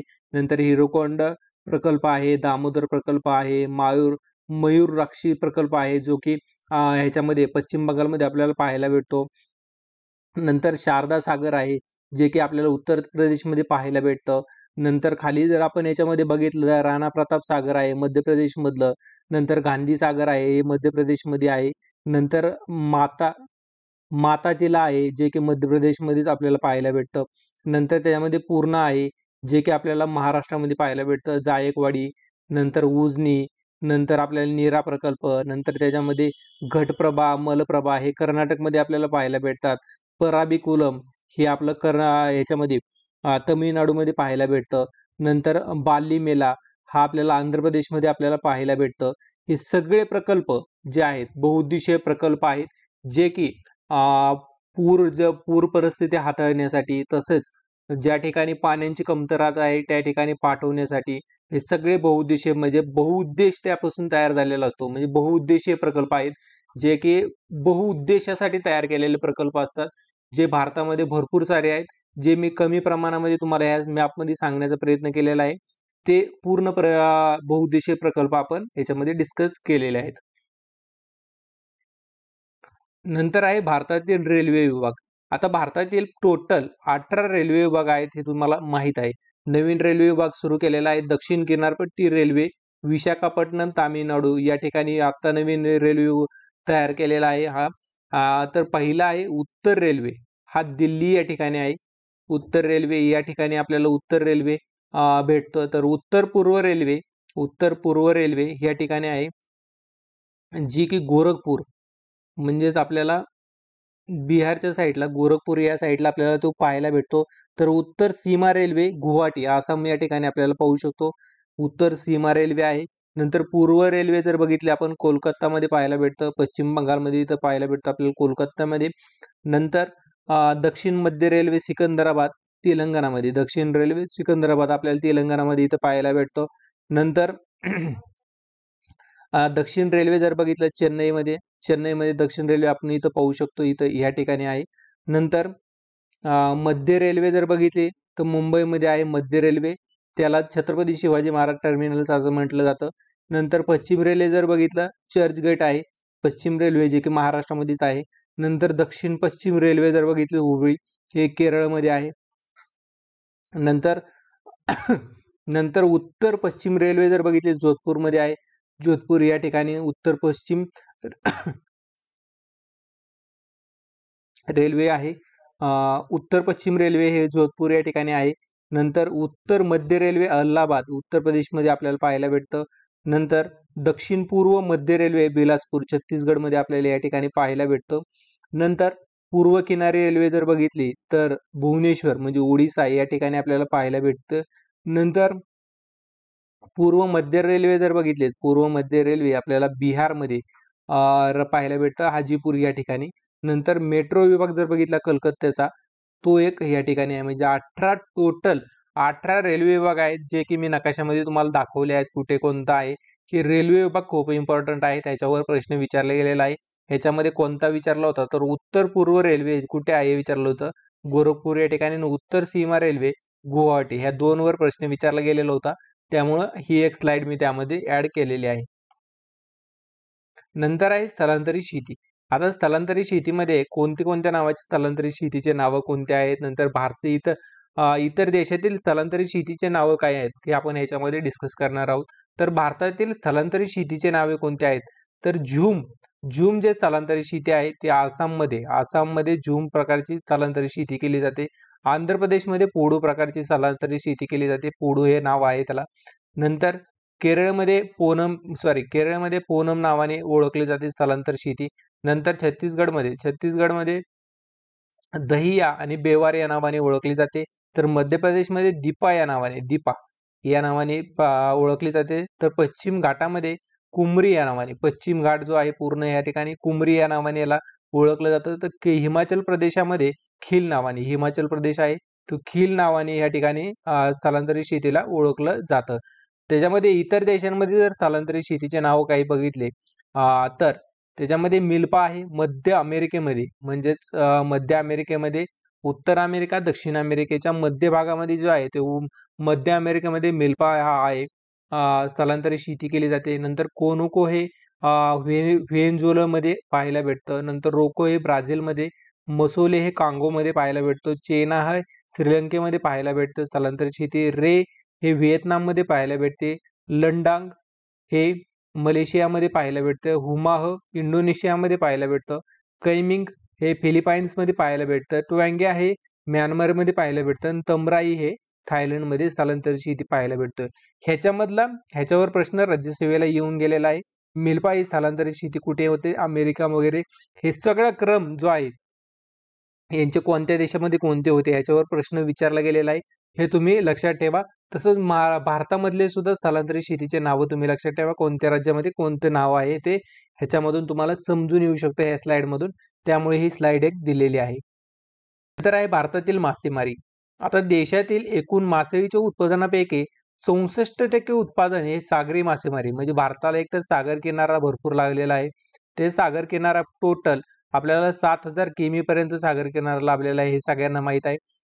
तर तो 64% पूर्ण सागरी मासेमारी आपल्या भारतामध्ये होती. त्याच्यामध्ये सगळ्यात जास्त मासेमारी हे केरळमध्ये 1 नंबरला होते. त्यामध्ये 2 नंबरला महाराष्ट्रामध्ये होते, 3 नंबरला तमिळनाडूमध्ये होते, 4 नंबरला कर्नाटकमध्ये होते. हे तुम्ही लक्षात ठेवा. आणि त्याच्यामध्ये किनारी क्षेत्रातून मिळणाऱ्या उत्पन्नापैकी 72% उत्पादन हे पश्चिम किनारपट्टी, म्हणजे 72% जे उत्पादन आहे ना 100%पैकी ते 72% पश्चिम किनारपट्टीपासून, आणि राहिलेले जे हे आहे म्हणजे 28% उत्पादन जे आहे ते पूर्व किनारपट्टीपासून भेटतं, हे लक्षात ठेवा. नंतर भारतातील खोल व खुल्या सागरातील मासेमारी फारशी विकसित झालेली नाही, कारण त्या प्रकारचं तंत्रज्ञान आपल्याकडे अवेलेबल नसल्यामुळे त्या प्रकारचं आपल्याला मासेमारी फार म्हणजे ही विकसित झालेली नाही, हे तुम्ही लक्षात ठेवू शकता.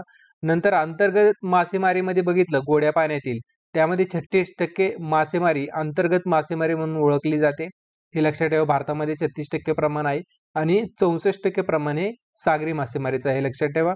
अंतर्गत मासेमारीमध्ये जर बघितलं सगळ्यात जास्त मासेमारी ही पश्चिम बंगालमध्ये होती 1 नंबरला, 2 नंबरला तमिळनाडूमध्ये होते, नंतर 3 नंबरला आंध्र प्रदेशमध्ये होते आणि 4 नंबरला बिहारमध्ये होते.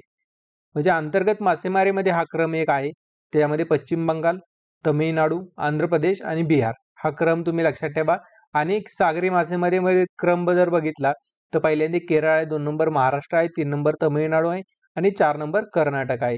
हे तुम्ही लक्षात ठेवा या स्लाइडमध्ये. आणि ह्याच्यावर प्रश्न विचारले गेलेला आहे केरळ राज्य, महाराष्ट्र राज्याबद्दल वगैरे, त्यामुळे हा क्रम तुम्हाला देण्यात आलेला आहे. नंतर आहे भारतातील महत्त्वाचे बंदरे. आता आपण भारतातील महत्त्वाचे जे बंदरे आहेत ते ह्याच्यामध्ये डिस्कस करणार आहोत. त्याच्यामध्ये पूर्व किनाऱ्यावरील, म्हणजे ह्या साईडचे जे पूर्व किनारा आहे अरबी समुद्राकडच्या साईडकडचे, ते पूर्व किनाऱ्यावरील बंदरे आपण याच्यामध्ये पाहणार आहोत. ह्याच्यामध्ये पहिल्यांदा आहे तुतीकोरीन. तुतीकोरीन हे केरळमध्ये आहे. तुतीकोरीन या ठिकाणी आपण बघू शकतो. नंतर म्हणजे तोतीकरण आपण बघू शकतो, या ठिकाणी आहे. नंतर आहे चेन्नई. चेन्नई आपण या ठिकाणी आहे बघू शकतो. नंतर आहे नेल्लोर. नंतर आहे विशाखापट्टणम या ठिकाणी आहे. नंतर आहे पॅरादीप. नंतर आहे हल्दिया. नंतर कोलकाता. हे सगळे जे बंदर आहेत ते पूर्व किनाऱ्यावरील आहेत. नंतर पश्चिम किनाऱ्यावर जर बघितले आपण, पश्चिम किनाऱ्यामध्ये कांडला आहे, पोरबंदर आहे, नंतर मुंबई नावाशेवा एक आहे, नंतर त्यामध्ये सर्वात मोठे कंटेनर बंदर त्याला म्हटलं जातं नावाशेवाला, नंतर मार्मा गोवा एक आहे, गोव्यामध्ये पणजी या ठिकाणी. नंतर त्यामध्ये खाली गेला आपण तर मंगलोर एक आहे, या ठिकाणी मंगलोर आहे.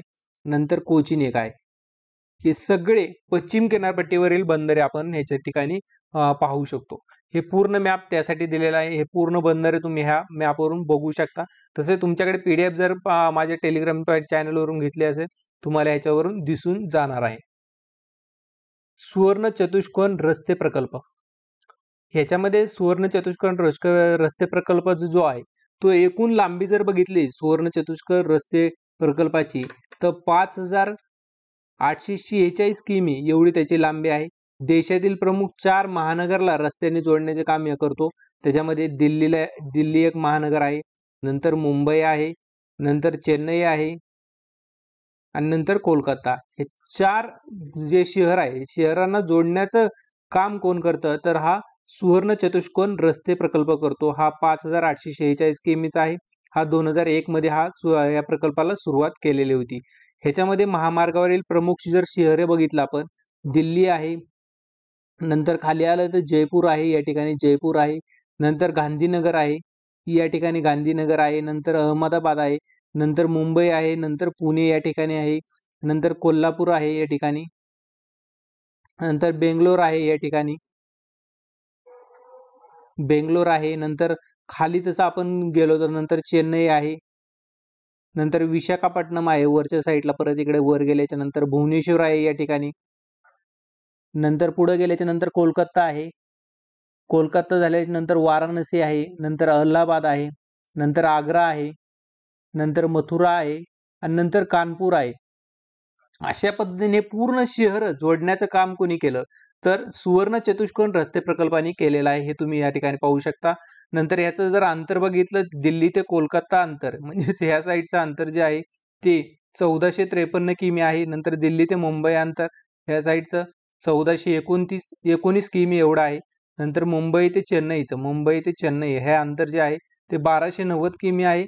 आणि कोलकाता ते चेन्नई म्हणजे कोलकाता ते चेन्नई हे अंतर जर बघितलं 1684 किमी एवढं अंतर ते आपल्याला पाहायला भेटतं. नंतर आहे भारतातील महत्वाचे राष्ट्रीय महामार्ग. आहे भारतातील सर्वात लांब राष्ट्रीय महामार्ग. त्यामध्ये NH44 नावाचा नंबरचा जो राष्ट्रीय महामार्ग आहे, जो की पहिला 7 क्रमांक होता त्याचा, आता 44 झालेला आहे. त्याची लांबी आहे 3745 चौरस किमी त्याची लांबी आहे. हा पूर्ण भारतातील सर्वात लांबीचा महामार्ग म्हणून ओळखला जातो. हे उत्तर दक्षिण आहे. उत्तरेकडून उकडे श्रीनगर पासून म्हणजे या ठिकाणी श्रीनगर पासून हा राष्ट्रीय महामार्ग सुरू होतो, तो संपतो कुठं तर कन्याकुमारी पर्यंत हा राष्ट्रीय महामार्ग पूर्ण आहे. ह्याच्यामधले पूर्ण शहर तुम्ही या मॅपमधून बघू शकता. त्याच्यामध्ये महाराष्ट्रामधून बघितलं तर नागपूर शहरातून हा राष्ट्रीय महामार्ग जातो, हे लक्षात ठेवा. नंतर राष्ट्रीय महामार्ग 27 आहे, जो की पूर्व पश्चिम या साईडला आहे, पूर्व ते पश्चिम आहे. ह्याची लांबी जर बघितली 3507 किमी एवढी आहे. ह्याचं राष्ट्रीय महामार्ग 27 क्रमांकाचा नंबर आहे त्या राष्ट्रीय महामार्गाला.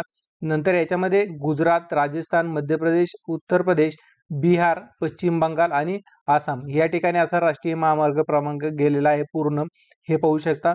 हा महामार्ग गुजरातमधील पोरबंदर या ठिकाणी पोरबंदर आहे, हे पाहू शकता तुम्ही. पोरबंदर पासून पूर्ण आसाममधील सिलचर या ठिकाणापर्यंत, आसाममधील सिलचर हे ठिकाण आहे, इथपर्यंत हा राष्ट्रीय महामार्ग क्रमांक आपल्याला पाहायला भेटू शकतो. हा 27 क्रमांकाचा महामार्ग आहे.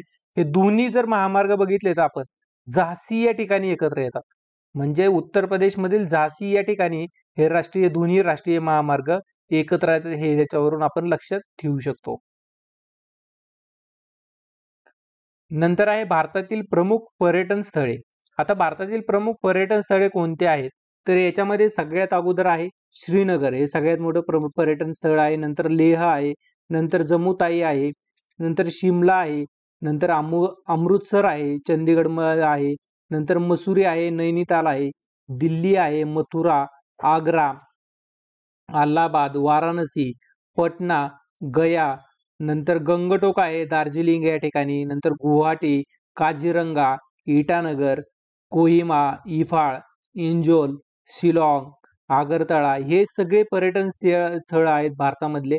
त्यामध्ये कोलकाता आहे, रांची आहे, रायपूर आहे, कोणार्क मंदिर जे आहे ते पण आहे, नंतर विशाखापट्टणम एक आहे, नंतर तिरुपती आहे, नंतर चेन्नई आहे, नंतर पुदुचेरी आहे, नंतर उदगमंडलम आहे, म्हैसूर आहे, बेंगळुरू आहे, नंतर विजयपुरा आहे, पणजी आहे, गोवा म्हणजे पणजी, नंतर मंगळूर आहे, नंतर लक्षद्वीप आहे, नंतर अंदमान निकोबार बेटे आहेत, नंतर रामेश्वरम आहे, नंतर पेरियार आहे, तिरुचिल्लापल्ली आहे, नंतर कन्याकुमारी आहे, तिरुअनंतपुरम आहे.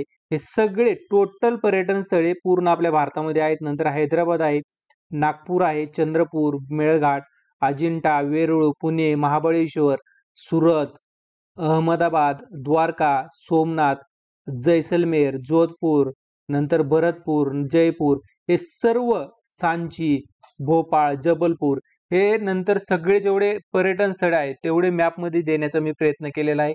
ते पूर्ण पर्यटन स्थळे आपल्या भारतामध्ये आहेत, जे की तुम्ही फिरू पण शकता, परंतु आपल्याला एक्झामच्या दृष्टीने महत्त्वाचे आहेत म्हणून मी देण्याचा प्रयत्न केलेला आहे.